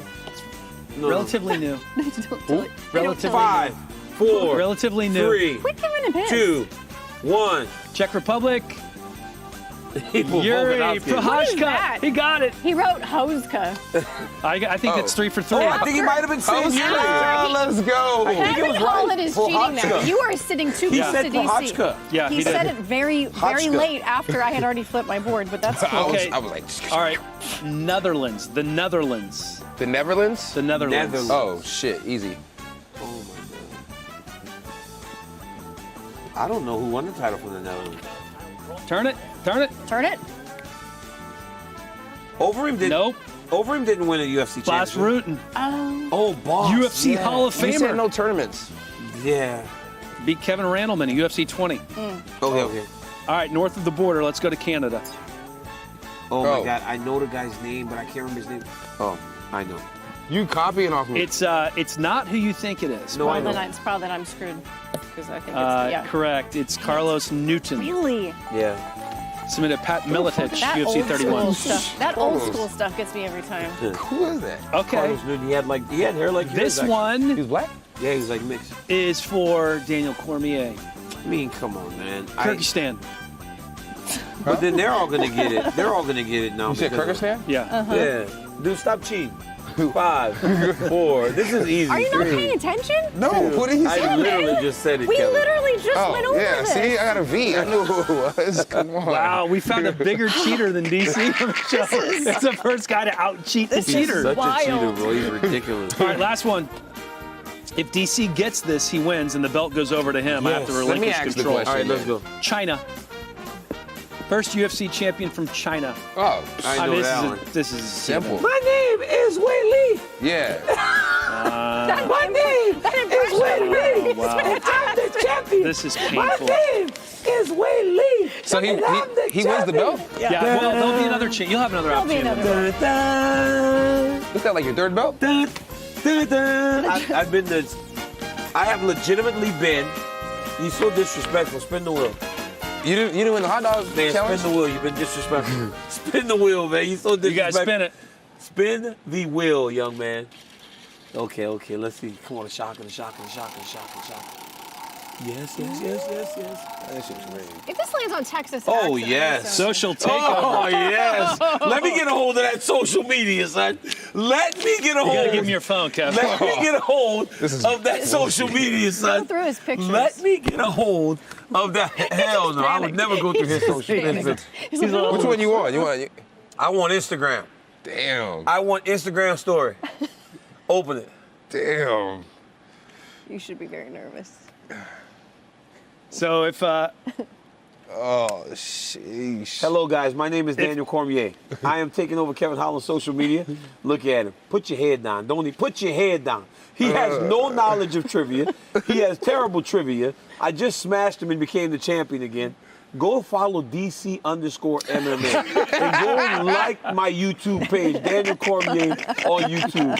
Kevin Holland. Hey, what's that? What is it again? It's DC what, Kevin? DC_MMA.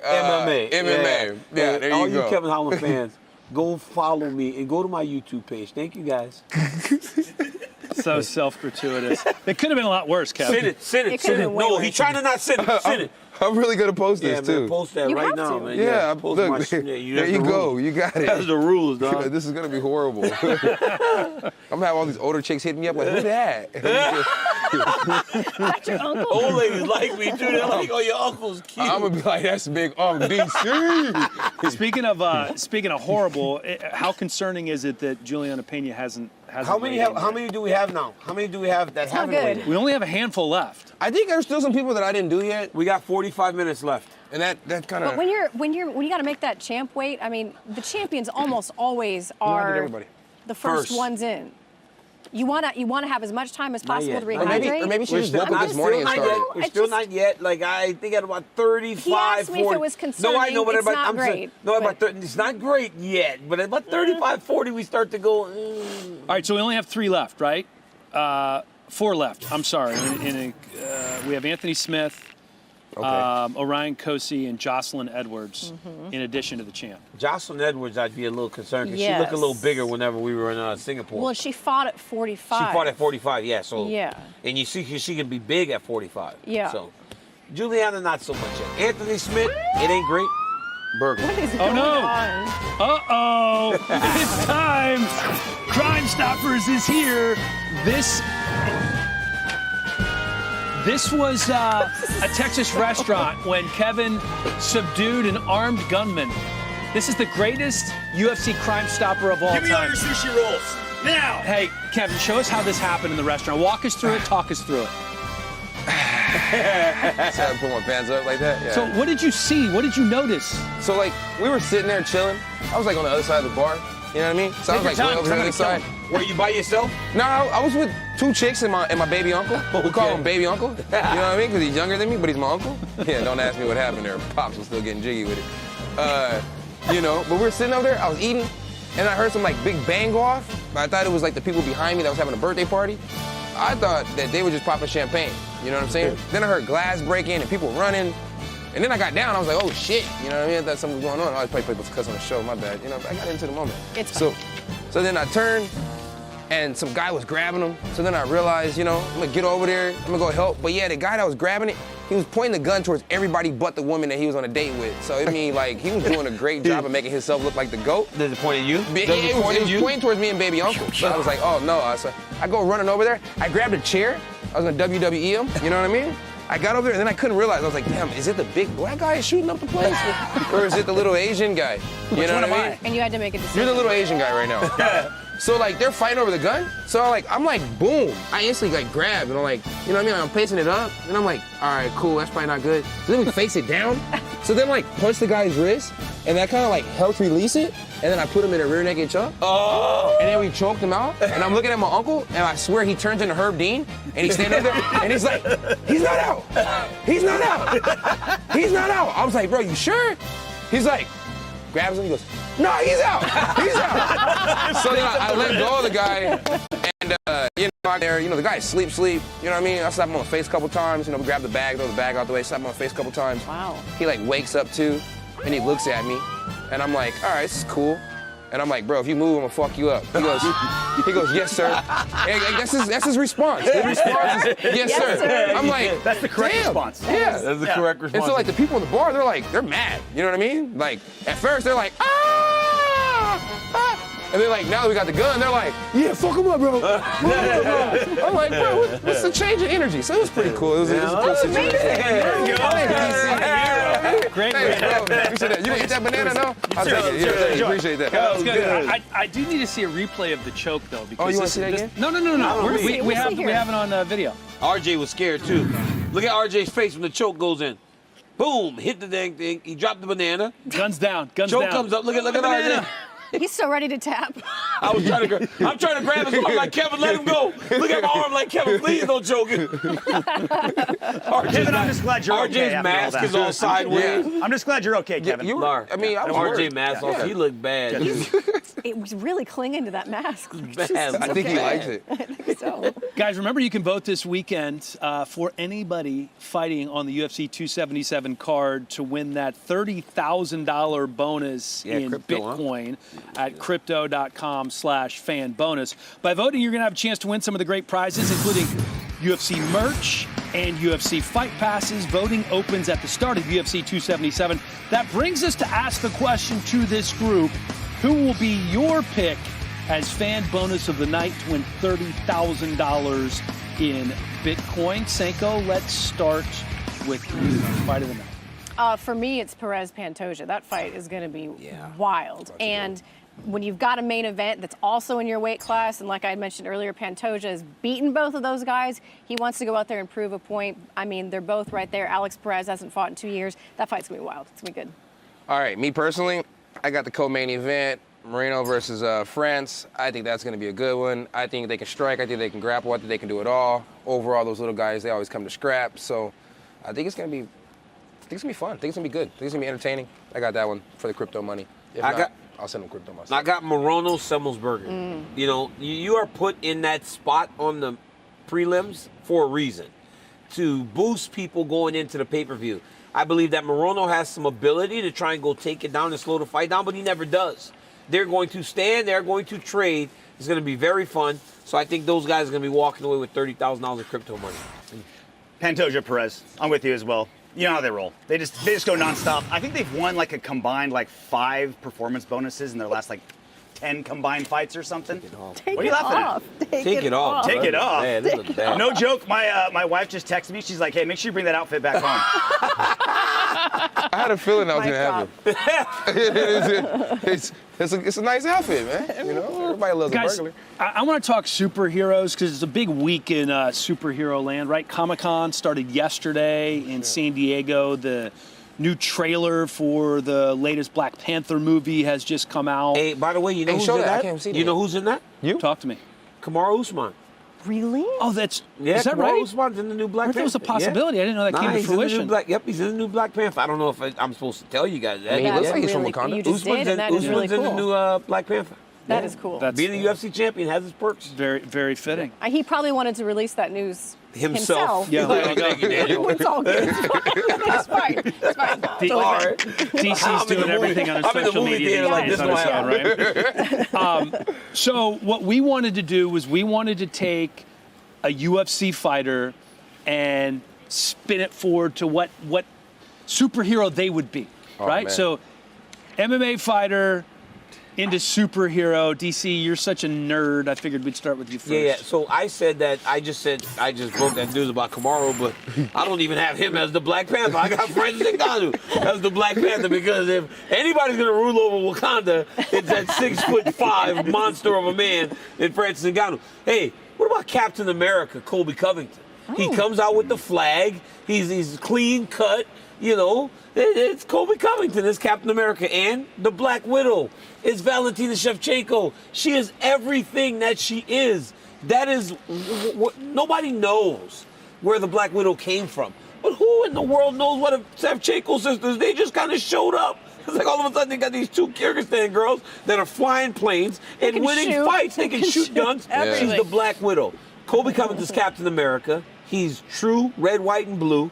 The Black Panther is Francis Ngannou, and the Black Widow is Valentina. Those are good. Those are all good. I would have to say that Kobe Covington was the wish list Captain America, though. Oh, he's bad? You don't like I'm it? just saying, like the wish list, you know what I mean? Yeah. Like, So what do you have, Kev? all right, my bad. You want to fight Kobe now that you're at 170? No, not at all. I think he's 155. But look, I got some good ones here, guys. If you were in the 90s, you know about the Powerpuff Girls. So shout out to the Powerpuff Girls. I wanted to give a little love to the Powerpuff Girls since, this event's main event is women. So shout out to the girls. So I got Buttercup as Vittori. I got Bubbles as Blonde Brunson. I got Blossom as your boy Luke Rockhold. A Simple Kiss, I knocked that out. And then I got Mojo Jojo as the villain for Peter Yan, because they kind of stand the same. So yeah, that's my list for I don't know any of You call them the Powerpuff Girls, huh? The Powerpuff Girls. He had 4 of care them about too. making enemies, He gave huh? us a bonus superhero. I don't know that mine are as interesting, but kind of along the same lines.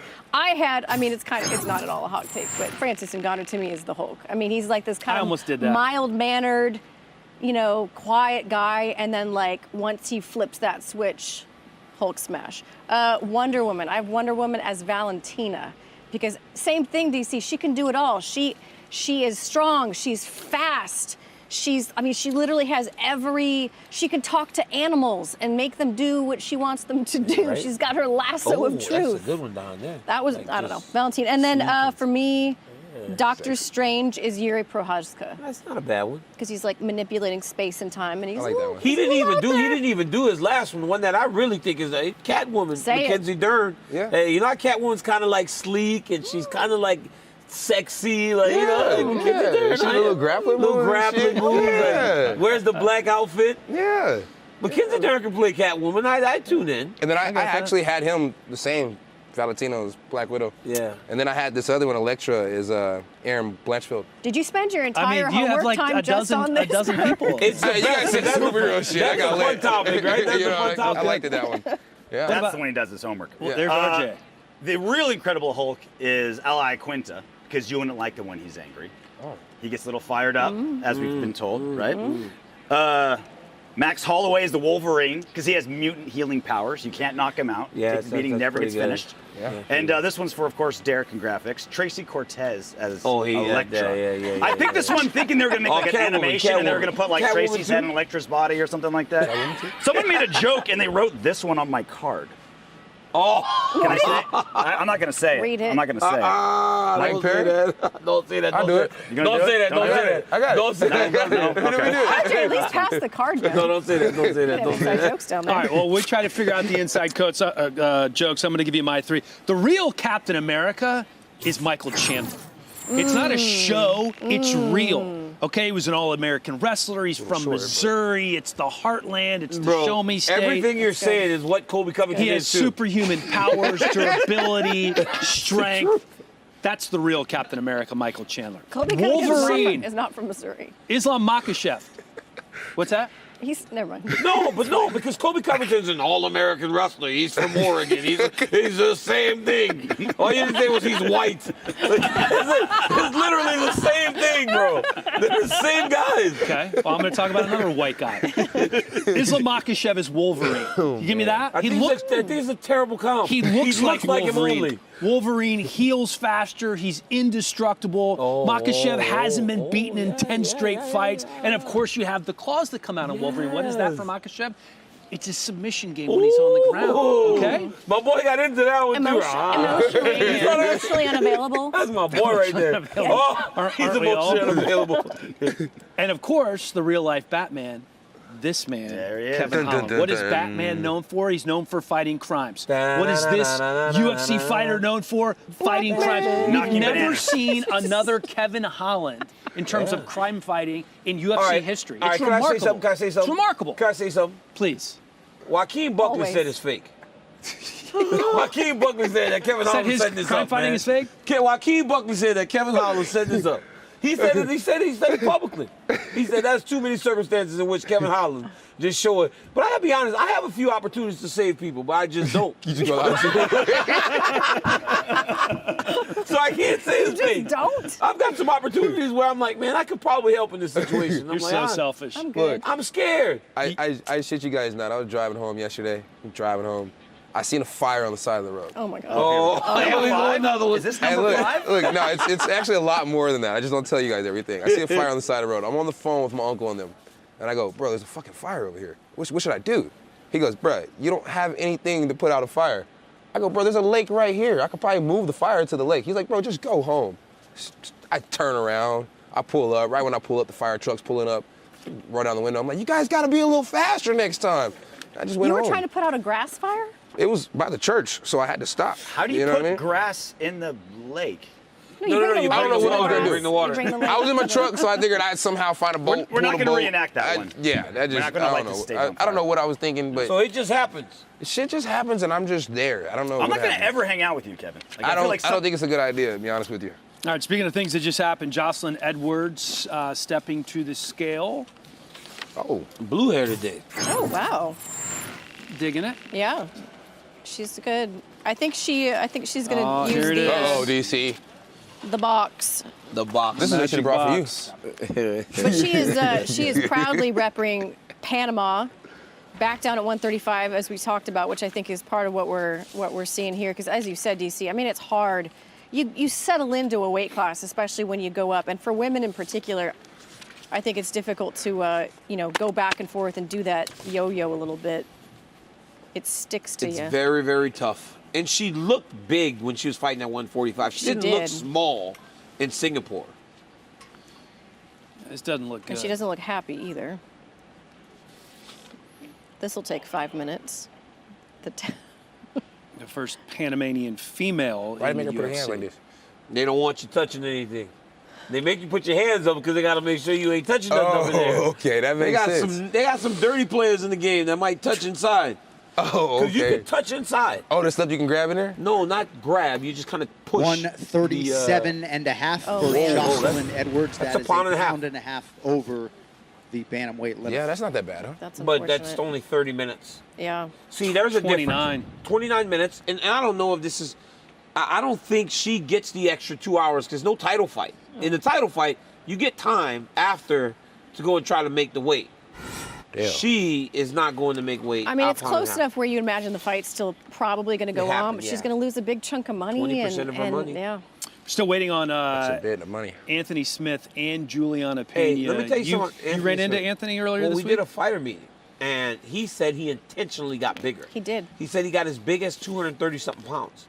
And he said that he wanted to be bigger. Now we're less than 30 minutes to weigh in, and he still hasn't gotten here. I was hanging out with him last night, though, and he was only 12 over, which is not much. Last night, 12 over? Which is not much for... What time? Before, Light heavyweight? No, before he started his cut. What time, though? 12 pounds is nothing. It was like 8:30. Bro, that's I mean, late. he used to fight at 185 pounds. But that's really late. Like whenever I was going down to 205, I would be 216 whenever we were doing the afternoon weigh-ins. Morning weigh-ins, I would be 213, 8 over, because I was afraid that those last 8 pounds wouldn't come off. It was very difficult. He almost always, That's the a lot. night before, like doesn't cut anything at light heavyweight. Because like you said, Kevin, he's been a middleweight. He's been putting on some frame. And I mean, I'm not saying that this isn't a great... What did you say he weighed? He was 12 over? 12 over. 217 at 8 p.m. last night? That's only 12. Yeah, that's only, not- that's what I'm saying. That's only That's not- 15 hours. Like, and you still got to sleep.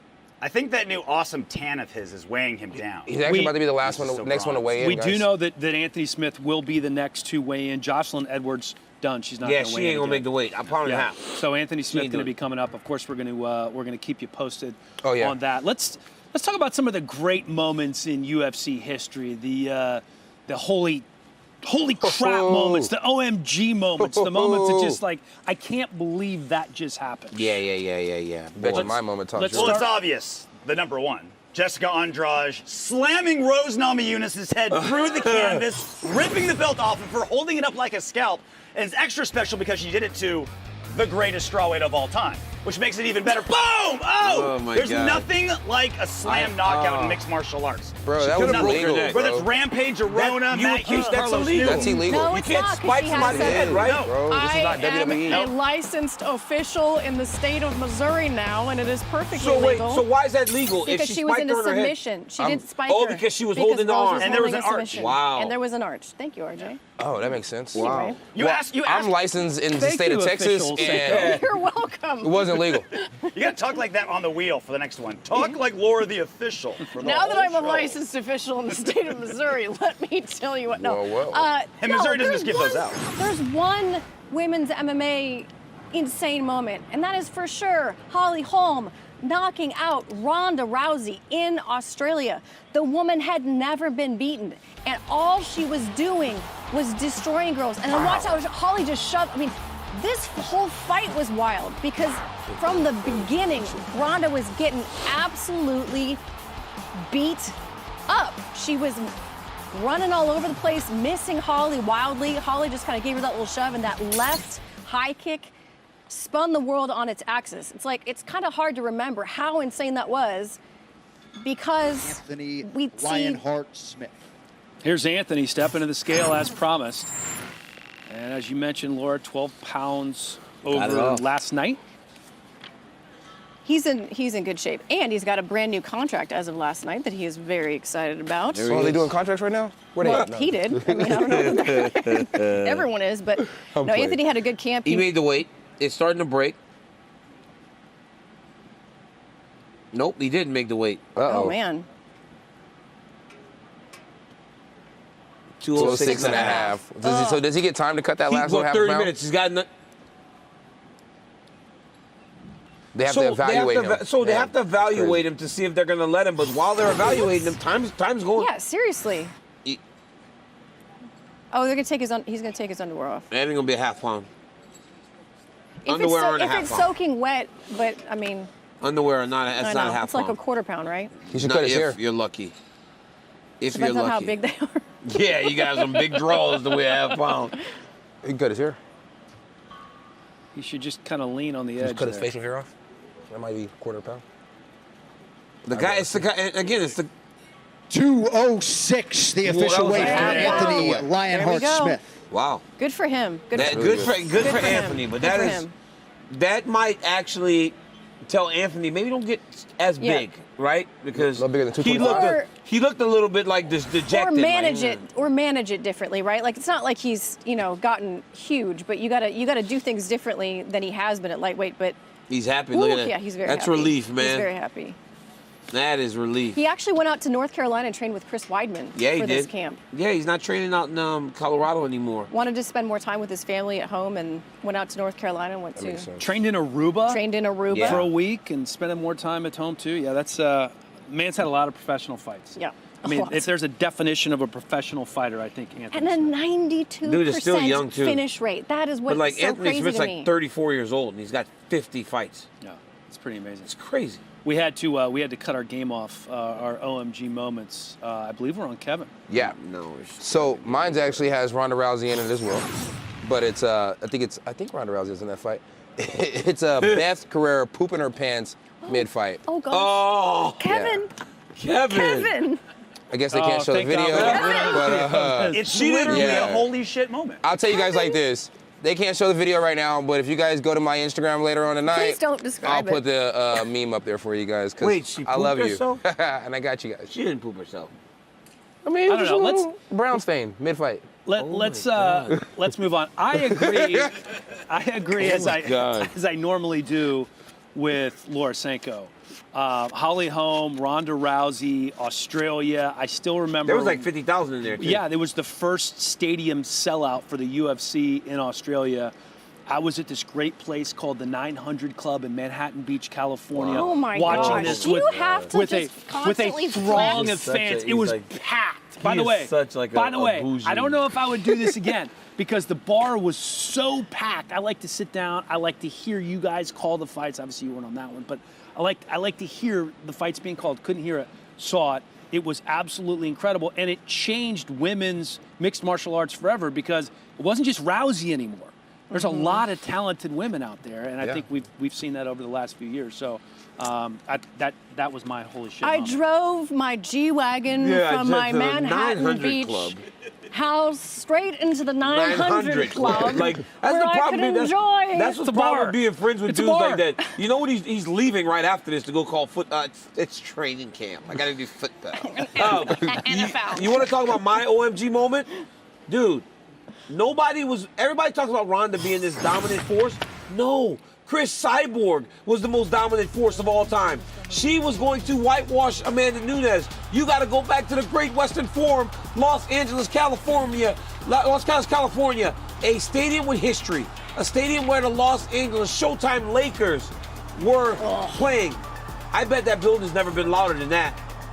Watching Rogan, Anik, and Cruz go crazy when she flattens her, to hit her with the overhand right, drop her going forward. I watched it from home and I could not believe my eyes. Yeah.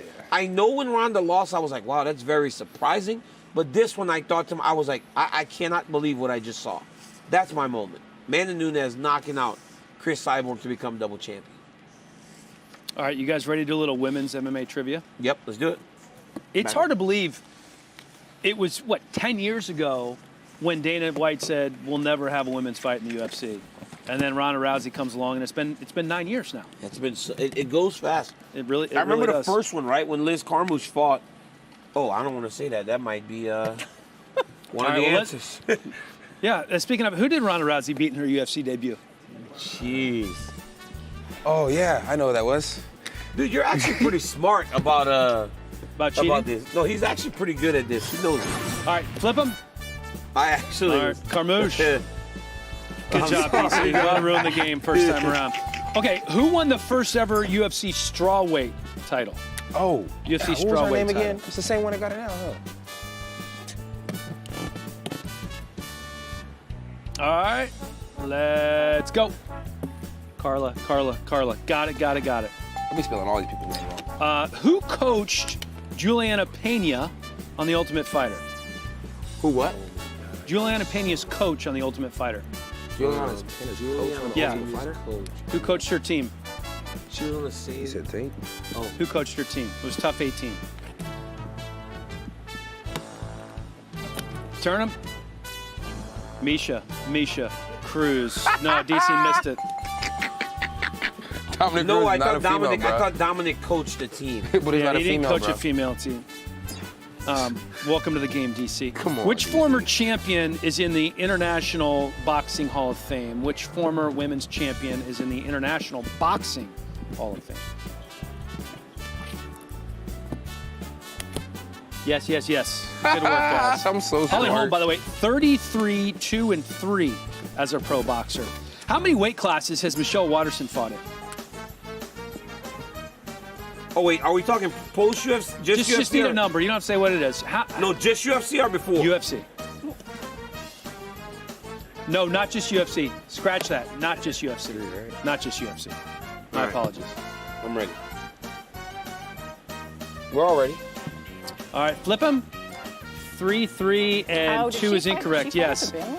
Adam Fly in She strawweight. fought at 105. Yeah, no, Yep. I didn't know she fought higher than 115. She's a little one. Man. Amanda Nunez I'm has the doing most better than wins that. in female UFC history, tied with one other person. Who's Nunez tied with for most wins in UFC female fighter history? I mean, I think this is it. All right, let's flip him. Jessica Andrade. Got it. Senko got it. So who's leading now? We're all I think tied. no, yeah, I think we're all tied. Yeah. No, Sengo's up 1. 5, No, she just that was her- that's a- 4 is what I've been told. DC, you're in last place. I love Wait, Senko. he just. Oh yeah, he did get 5. Yeah. Okay, Amanda Nunez has the most wins in There's a women's knack in bantamweight here. history with 11. Juliana Payne third with 7. Who has the second most at 10? The second most what? most women's bantamweight The wins. second most women's bantamweight wins. Nunez I have is no first idea. with 11. Who's second with 10? Wait, who's this? Wait. I know there's only a few people that actually. All right, flip them. Yeah. Yeah, Pennington. Pennington. Yeah, that one chick. She's the only one that You actually. gotta be around long Raquel's enough. the only one that has been there as long. All right, there are 2 women in the You're history smart, of the bro. UFC with You know that? 9 flyweight wins. Name one. Name one of the women with 9 flyweight wins in UFC history. I think his is wrong. No, it's not. I think his is wrong. 3. Flip them? No, no, and no. Oh. It is Valentina or Chukagian. That's what I was trying to say. I was trying to say Chukagian with this one. Chukagian. See? That's the symbol. But I thought Chukagian. Lauren Murphy just like became the third highest Chukagian winner. right there? Yeah. All right, 2 female champions in the UFC have never defended their belts. 2 champs have never defended their belts. You got to name both of them. Wait, are they current? Got to get both. Current or in the No, history? in history. All right, ready? All right, flip them. DC got it. Jermaine Duranami and Nico Montano. Man, who are those people? Exactly. Carlos never defended They didn't hers. defend the belt. They weren't even champs, were they? All right. How does that not Number count? 10. Carlos never defended a belt. Most But no, submission Montano- wins at strawweight. The most submission wins at strawweight. That's 125 or 115. Are you joking? Come on, DC. At strawweight? Yeah, most sub wins at strawweight. I know this one. I know Flip this one them. too. Oh, wait, stop. I put the wrong one. No. Come on, let's go. Flip them. Oh no, she's Wrong. Mackenzie. And Oh. correct. Yes, Mackenzie. DC got it. Mackenzie Yeah, Dern. Mackenzie. I put Jillian 4 Robertson in messed up. submission wins for Mackenzie Dern. Mackenzie. All right, again, if DC wins this, he wins if he gets this right. Okay. If he gets it wrong and you get it right, it's a tie. Okay. Only one female fighter has 20 fights in the UFC. One female fighter has 20 fights in the UFC. Who is it? Wow. I know Seika who it seems is. to know it. I know who it is. Oh, I know. It's JJ. Okay. It's JJ. Who's you writing? Oh, heck yeah, you're right. I She have fought no all the idea. time. She fought all the time. 3. Okay. Okay. I hate that I don't know this. Angela. wow. Oh, wow. Remember she fought 7 times one time? That's right. She was just I quit. fighting. That's awesome. DC wins again. Oh. She didn't fight 7 times in 1 year, because that would have been past my history. Wow. It was like Congratulations, man. You really earned it this time. You actually really did earn it this You time. see the way Yeah. you see the way I do my dance? He's cheating, bro. It reminds me, it's all about the cake. Yeah, it's all about that cake. It does. It Yeah. reminds you of that? It does, actually. It does, huh? It does, huh? sure does. You know what it reminds me of? What? That someone has to spin the wheel. Dang it. So spin the dang wheel. Well, somebody reminds me of this, huh? Uh-huh. All right, Well, all right, spin- all right. All right, Spin the all right, wheel, all right, Laura all right, all right. Sanko. Okay. Oh, move your coffee.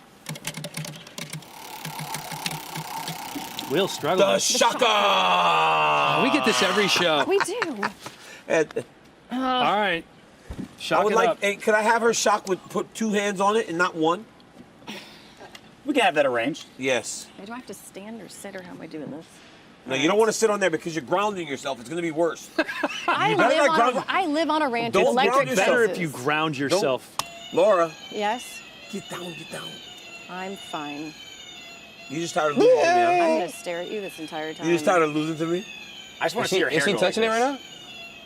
now? Is it working? It's the anticipation. It's half the scare. Ooh, no reaction. Look at that. Wow. Look at that. Oh, that's just savage. I think it's broken. Mrs. Big Nuts over here. Oh my Good God, work. she's a savage. Well done. She's a savage. All right.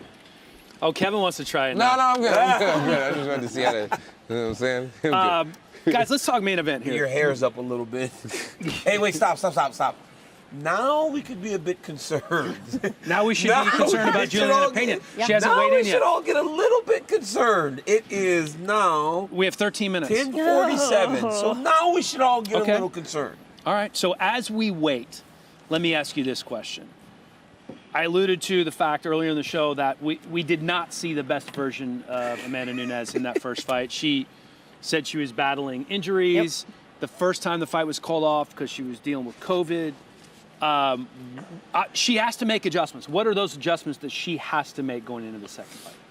Amanda? Amanda. She has to, literally, it's all about the camp, which I think she has made those adjustments. It's in her mind. It's 100% in her mind and in the preparation for the fight. But to me, the thing that concerned me in that first fight was what we talked about earlier. That moment where she had that deer in the headlights look. And she talked about it. She said that to Brett Okamoto. She's like, I got hit in a way I had never been hit before.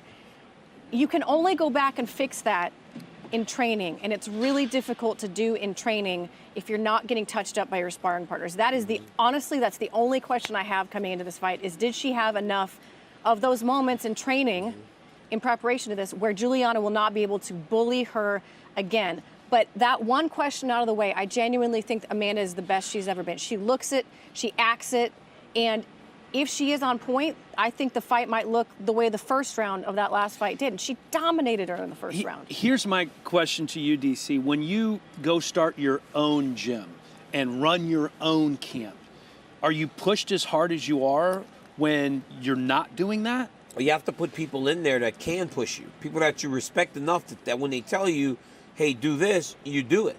Like I talked about him coming to wrestle with us a little bit.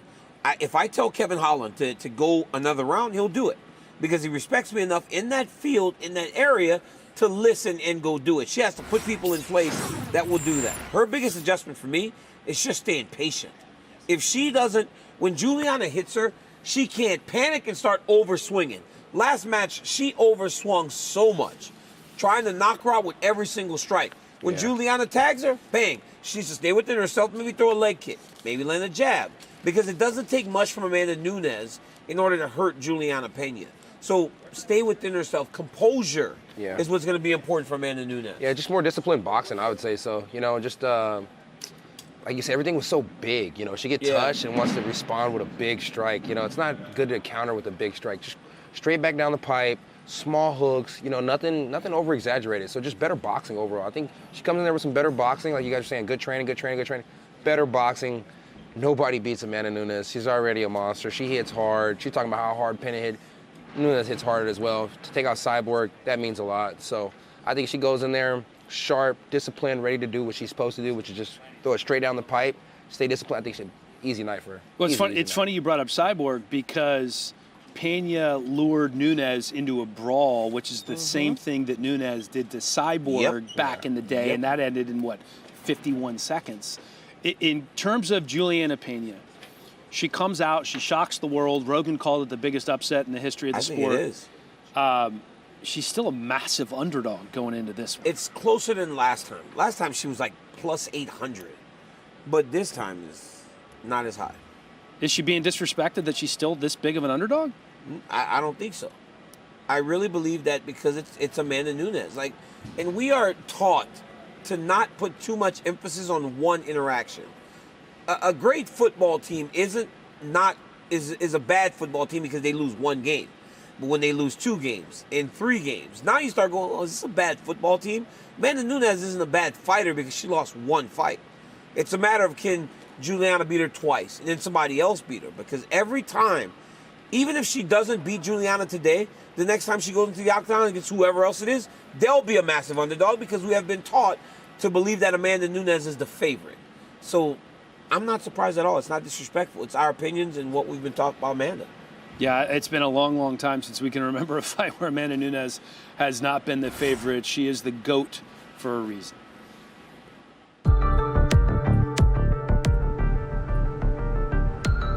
Every time that I lost back in the day, I make some adjustments, make some changes, and was all good right after.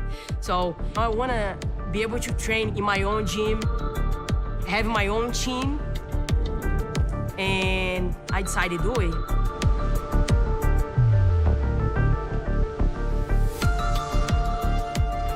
We're gonna make this a great place to train and enjoy the rest of my career. This is my gym. This is the lifting conditioning area. Great mat where we do all the work, jiu-jitsu, wrestling. This is where I put all my gloves and all the equipment. This is the cage. It's 22. It's a good size cage. The view It's amazing, especially when you know this is your space. So even feel even better.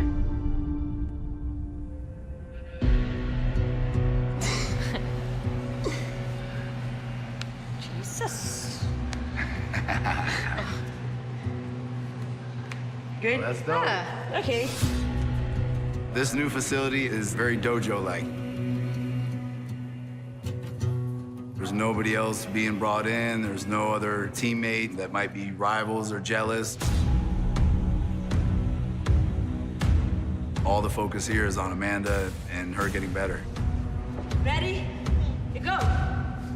Hey! Back to work. We know that Juliana is tough. She definitely showed her toughness in the last fight, and Amanda will be 1,000% ready come July 30th.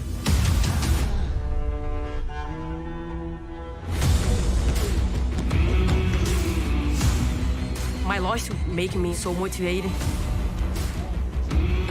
Gotcha. Woo! Good work, champ. Switch and switch. Good. Other side. Fast with that punch. Through and up. Nice, man. People know I know what is 100% tonight. They know what I'm capable of. Fast. Yep. 1, 2. Nice, man. I'm getting my belt back. 6. Switch and switch. Perfect. And 5. Good. See you walking. 1. What a beautiful day. Just gonna post something on Instagram, you know, like I do. Oh my gosh. Oh no! Give it to me! Give me your purse, bitch! Oh! Give it to me! Give it, stoppers! Give it! Give it! Give it! Kevin, go! Gucci! I need it! Gucci! Here come Batman! I got you, say go! Jesus! What are we supposed to do to let him through? Get away from me! Oh, you got the purse. He got away! Get the... It's a real life crime fighter. RJ's too fast. Don't! I got your purse! Let go! My hero! I was just a helpless woman! My hero! It was supposed to be perfume. I was just a helpless woman out on a walk. I thank you. Don't worry. Kevin Holland. Anything You for the saved people. my Gucci. Yes. Thank you. Anything for the... So you remember the story, right, DC? He chased down somebody who was stealing perfume. We called it a why was it purse so hard to snatching, get but out? Kevin said it was more like a perfume snatching. Yeah. After weigh-ins, I believe, in UFC Austin. It was his 4th time that he stopped a criminal from committing a crime. Like he said, anything for the people. He is just your neighborhood friendly Batman. Unlike you, he would have your back if you're out in public and something happened, right? Like we walk away from that. Kevin Holland walks away from nothing. So if I'm like, if I see that happening, I like kind of look, but then I kind of like, see, Ellie, I like my if I see like I'm like, Here's Orion Kosi. Oh man. 172 and a half. and he looks look at his face, yes. Oh, no. He's struggling. It just looks like honestly, Orion Kosi he might have waited too long because you can see it in the face, but the body doesn't look as depleted you're right. as some of the other guys. Like when Max Holloway makes 145, he looks skinny in the body, Tight. right?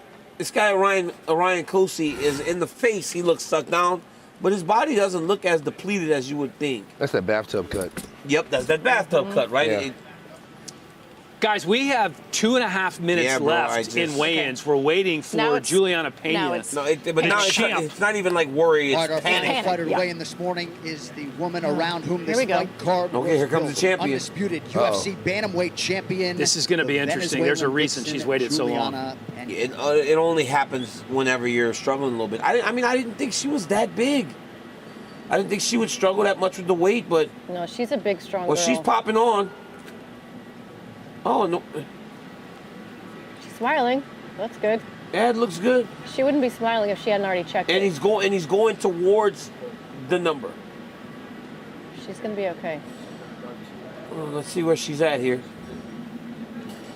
Seems a little nervous. 134.5, the official weight for Juliana. Yeah, half pound under. I mean, that is she's good. To the minute. 277. To the minute. Wow. Yeah. Wow. To the minute. Brought a little juice to this let me weigh-in just say show. This Let me doesn't just say happen every pay-per-view. It doesn't. But how about the champ? Maybe the champ is just playing the game. Like, hey guys, you gonna wait for me? It's my show. Yeah. You gonna wait for me? You think she's messing around a little bit? I mean, I don't know. She's a half pound underweight. If you're a half pound underweight, you could have did that right 45 minutes ago. Yeah, it's true. But I mean, if she's not, now and she didn't look sucked in. She didn't look that bad. But if she's not, now she gave Amanda a 2-hour head start in recovery. Right. So what does that say to you? What does that say to you in terms of the fight? You know what? Honestly, I could have played that game at 85. Really? So it's like if she didn't have a lot of weight to cut, she doesn't have a lot to replenish.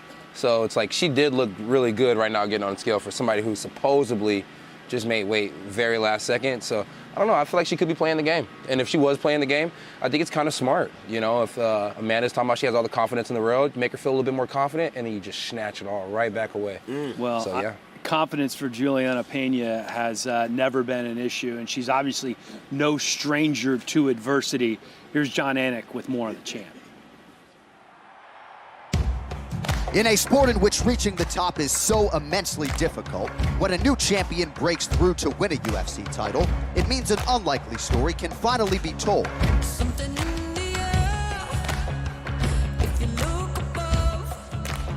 For Juliana Payne, the story of her run to gold is nothing short of extraordinary. Filled with myriad ups and downs, the ups showed all her promise, but the downs were so extreme, lesser fighters might have walked. As a raw 24-year-old prospect, she burst onto the scene as a featured competitor on season 18 of The Ultimate Fighter in 2013. They told me when I was young, find your passion, find what you love to do. And when I found mixed martial arts, I knew that that's what I was supposed to do. I'm not gonna let anything get in my way. A charismatic and driven fighter from Spokane, Washington, still worked as a server on the side. And after running the tables that season, she put the 509 and her brand of sick jitsu on the map by disposing of Jessica Rakoczy in devastating fashion. She's covering up, but that'll do it! Juliana Payne is your Ultimate Fighter winner! The Venezuelan vixen had arrived, a mean machine, a wrecking ball with a wicked bright future. Yet there would be no victory lap. Instead, she was dealt a catastrophic blow. Before Payne's career could really get rolling, she blew out her knee in training, tearing her ACL, MCL, LCL, meniscus, and hamstring. Given the severity of her injuries, some saw her as damaged goods and speculated she was done. You know, you gotta wonder how much pressure is on her. She had so much momentum when she won the Ultimate Fighter, a lot of expectations that she places on her shoulders. But Payne didn't lean into that noise, and with a quiet and steady resolve, she rehabbed her knee and somehow got stronger, coming back in 2015 on a mission to march through everyone the UFC put in her way. With one final elbow, Juliana Payne is back, leading to a battle with Valentina Shevchenko. Though she controlled portions of that fight, Payne was ultimately dealt a setback by one of the greatest pound-for-pound going. She became a mother in 2018, and as her time away stretched to nearly 2.5 years, she became, for the second time, an afterthought in the bantamweight division. She returned in the summer of 2019 for a short-notice fight against Nico Montano and gutted through for the win. 3 months later on Fight Island, another setback, albeit a small one for a fighter so well-versed in perseverance. She returned at UFC 257 3 months later and submitted Sarah McMahon using the trademarks of her attack: pace, heart, aggressiveness, and determination. Oh, that's getting tight. Still tight, she got it! Huge win for Payne on Fight Island! And she didn't let the moment pass without a call-out. Nobody's had a tougher road in the UFC except for me, and I want to fight Amanda. It's time for her to quit ducking. That's my fight. She put a bullseye on the women's bantamweight GOAT, Amanda Nunez. A bold call-out to be sure. Some might have called it a fool's errand. And as she got her wish, it wasn't that people doubted her per se, it was that few believed. Except, of course, for her team and Payne herself, who has made a career of turning doubts into triumphs. I truly am ready to step into the light of becoming the new bantamweight world champion. I'm ready to be that role model for young women, for young men. What did she do? She shocked the world. That is it! Juliana Payne shocks the world! Not that it was a surprise to Juliana Pena. She knew. She called her shot. And now she's here still fighting in a sport that remains impossible to master. But now she is the hunted, and rather extraordinarily, the one at the top.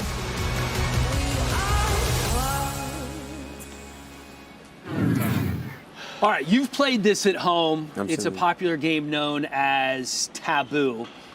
RJ, Kevin, you guys familiar with this game at all? Let me walk you through it, okay? I'm going to give RJ a card.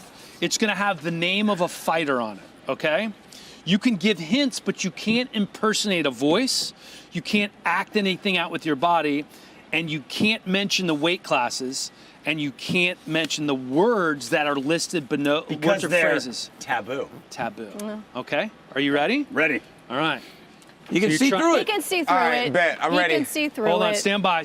We're going to fix this. He can see through it. I can see it. I'm looking dead at it. Well, give him a different one. Well, now he can't see through it, so now it's fair. You're supposed to have a bunch. Give me a stack. Yeah, and start with a different one. He's Okay, here we go. RJ's gonna start with the same one. You're such a cheater. Okay. RJ, you're up. How long they get? I don't know. I Ready? don't know how long they get. Tell me when. Tell me now. 30 seconds, go. All right, people consider him the best fighter ever.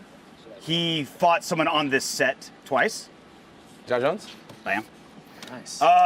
This guy lost to the guy you just played, or that just was named, from South America.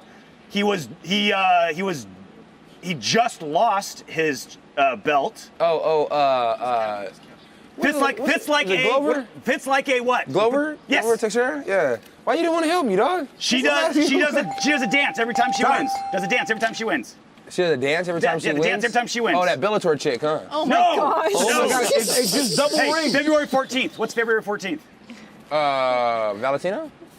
Oh, that was good. That was good. The biggest draw in MMA history. Biggest draw in MMA history. Conor McGregor.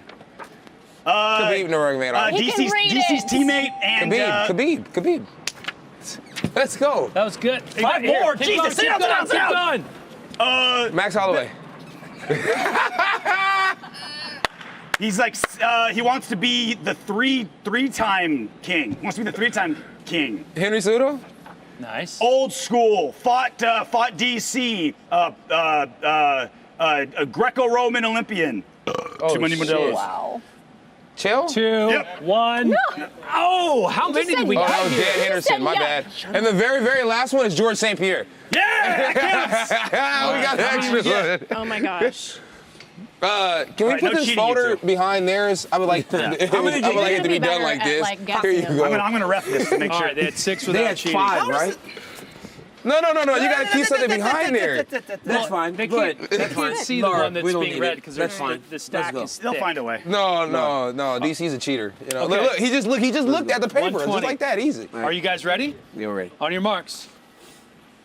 We got to get the clock ready. Can we get the monitors? Can we see? I think DC gonna be chill. yeah, They're off. Look at him. All right. Already 3. leaning. Make it good now. I will. He said, make it How many did good. we get? We're counting down. You got 6, 5, 4, 3, 2, 1. Look You're in the up. mirror. Daniel Cormier. Red hair. Nope. Redhead, can't do it. Okay, cool. Loser! Well, you can't do that. Read 'em. I You gotta can't read. do Okay. He is a. God, I gotta read all these. He is a wrestler. He is explosive. He was out for quite a while for doing a bad thing. Chad Mendes? Close. Oh. He is. What is going on He here? calls fights. He can be somewhat abrasive, but lovely Dominic in Cruz. person. The other one that could be Michael abrasive. Bisping. Felder's going to be pissed. The one that does a lot of homework. Dominic Cruz. I could have did that one. This is so Hurry. I know they're cards. We gotta hurry. I know.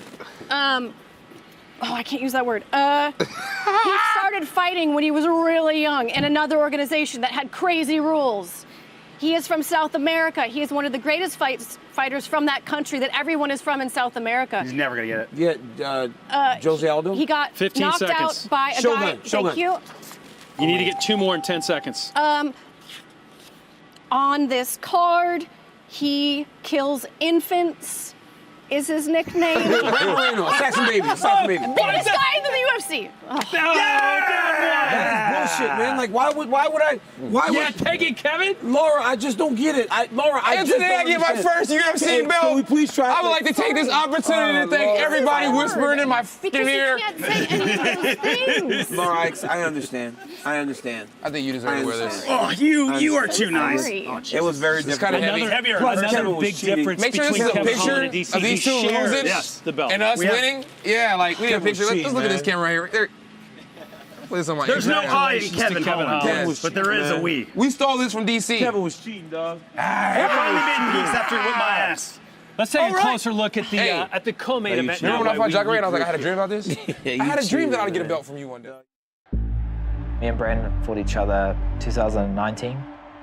I knew Kai Kara-France was and is a dangerous opponent. I definitely won the first round. I dropped Brandon twice in that first round, but he did well to adjust. He knocked me down in the first one, but man, I started to put pressure on him, second and third one, and I won.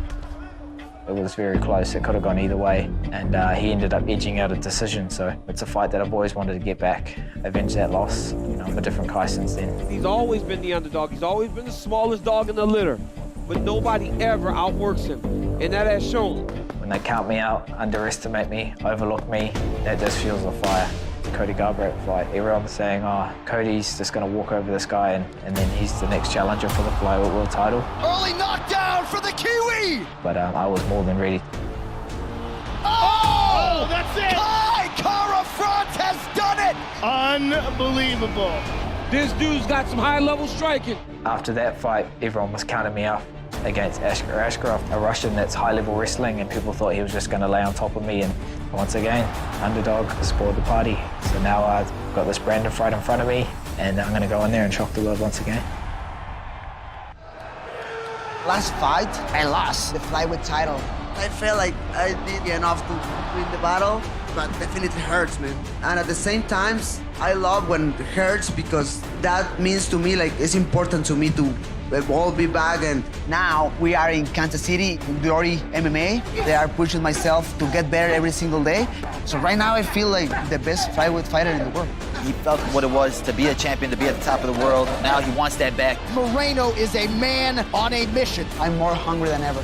Kai Kara-France proved all the evolution in his game, but man, I'm on a whole different level than the last fight against him. He's tapping! Brandon Moreno has done it! I dropped him twice in our first fight, so this time I'll make it count. I don't see it going all 5 rounds. I see me putting my hands on him early, finding the shot, and putting him away. I can see some holes in his technique, so I need to put pressure there, man. Throw my hands and kick his ass. Whoa! I want him to bring his A game and bring the fight to me, so then when I knock him out, it's so much sweeter. Oh, he stopped him! Moreno, don't blink, baby. UFC 277, Mexico will have the champion again. Guys, we're about to play wiffle ball, but there's honesty in this game, and our sound guy, Miles Lafont, was actually rude. One time, guy had a birthday party. Our director bought a cake for the other guy. Miles starts telling everybody it's his birthday, so they feel bad about him not having a cake. He lets everybody sing to him. He's just a lying sack of shit. So Miles, come here. Because he's such a liar, he has to hold the shocker. You don't get to be dishonest, Miles. Copy. You don't get to be this way. Miles gets married in a few weeks, but this will teach you that bad. Stop, Doug. It hasn't done it yet. It did. No, not really. This will show you don't lie to your new wife by being dishonest. There's bad actions for lying. Yes, Miles, be honest, man. Give yourself a chance in this new marriage. You're such a dirtbag liar about your birthday. TV debut. He deserved that. He deserved that. All right, He didn't because deserve we're in the that. dog days of No, I said he summer, did right? deserve Literally all we have is baseball and Yeah. UFC, right? So we figured we'd play a little wiffle ball as our last game. Kevin, whoever wins this last game gets the belt until the next show. So you've got the entire offseason to enjoy it. What if so I we're never gonna come go on the show again? So we're gonna get 5 swings each. Now, in fairness, because it's a weird pitch, you get 1 freebie to start. Just take a pitch Okay. just to kind of like Okay. Just feel it out. right? Feel it All out. right. Okay. But then after that, it's just 5 pitches, right? Okay. So all you're trying to do is connect. Anything that's not a foul ball or strike counts. Okay. And you get 5. I want to go last. You want to go? Well, Kevin gets to decide the order because he's champion. Yeah, we can go. I want to go DC first. Oh, DC first. You know what I mean? Goat first. You know what I mean? And then ladies. I'm not going to be good at this, so you don't need to worry about me. And if they're balls, we won't count it. Right? I want to go last. So here's your freebie. I'll be after Senko. Here's your freebie. There we go. Get the distance. Get the distance. Don't swing at this one. Don't swing. Just distance. Don't swing, okay, dummy. Come on. Now it's for realsies. Wait. Now it's for real.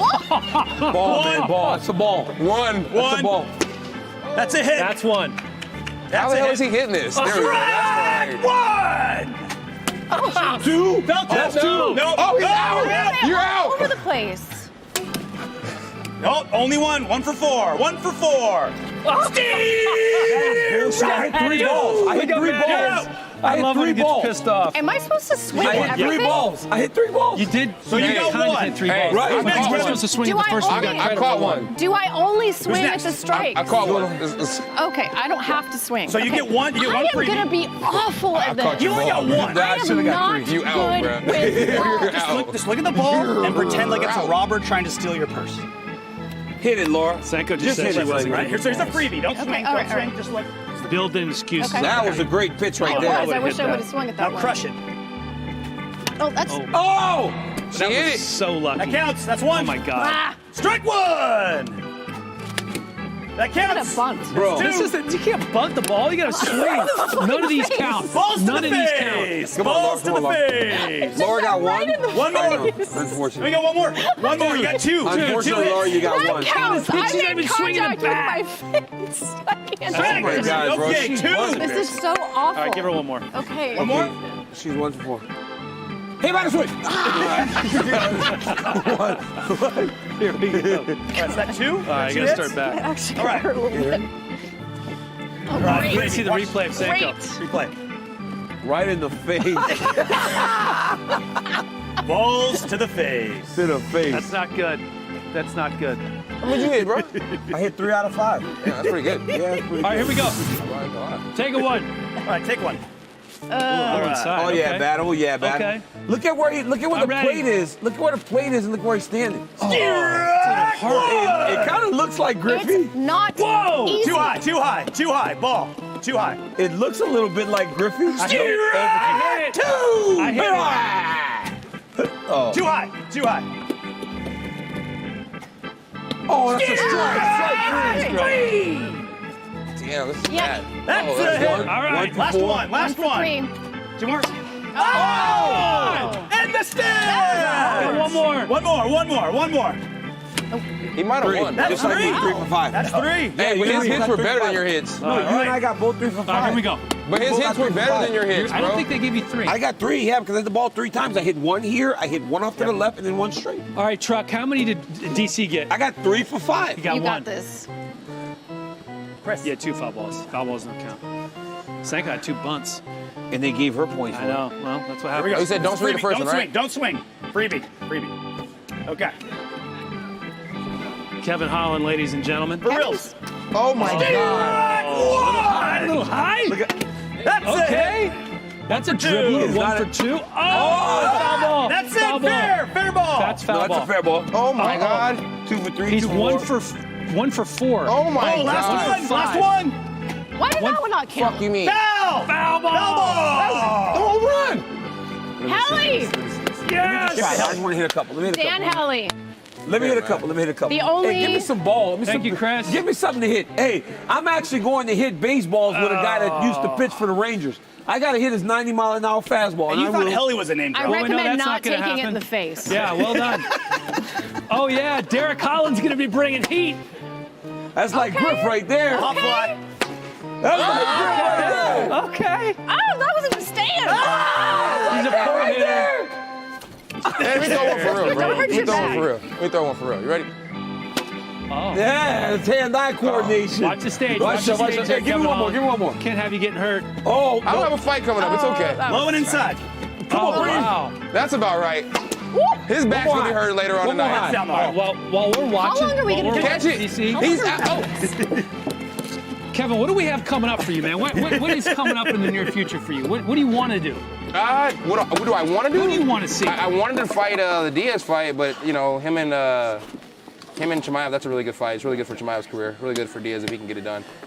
So Wonder Boy's open. He doesn't have a fight lined up, and D-Rod's getting healthy. Okay. And he doesn't have a fight lined up. So there's 2 guys at welterweight that don't have fights lined up that make a ton of sense. And if they can't get Strickland and Brunson figured out, I mean, who doesn't want to see two big mouths in there having a good time? That would be a lot of talking. What's the timeline for that? What do you think? This year, next year? The Strickland one, honestly, he just took a bad knockout. Me personally, I think he should listen to Brunson and wait the 5 months before he fights, just for healthy purposes. Are you going to shelter behind me? But if it's Wonder Boy or if it's D-Rod, I would like to fight that before October, to be honest with you. All right, Wonder Boy or Daniel Rodriguez before October. Before October. If you have your druthers. Why am I your If it's up to me, before October. It's hard to focus. Like, it's just a clown show. They're literally shooting the fast pitcher at... God, I thought it was coming over. Oh, sorry, Laura. It wasn't me.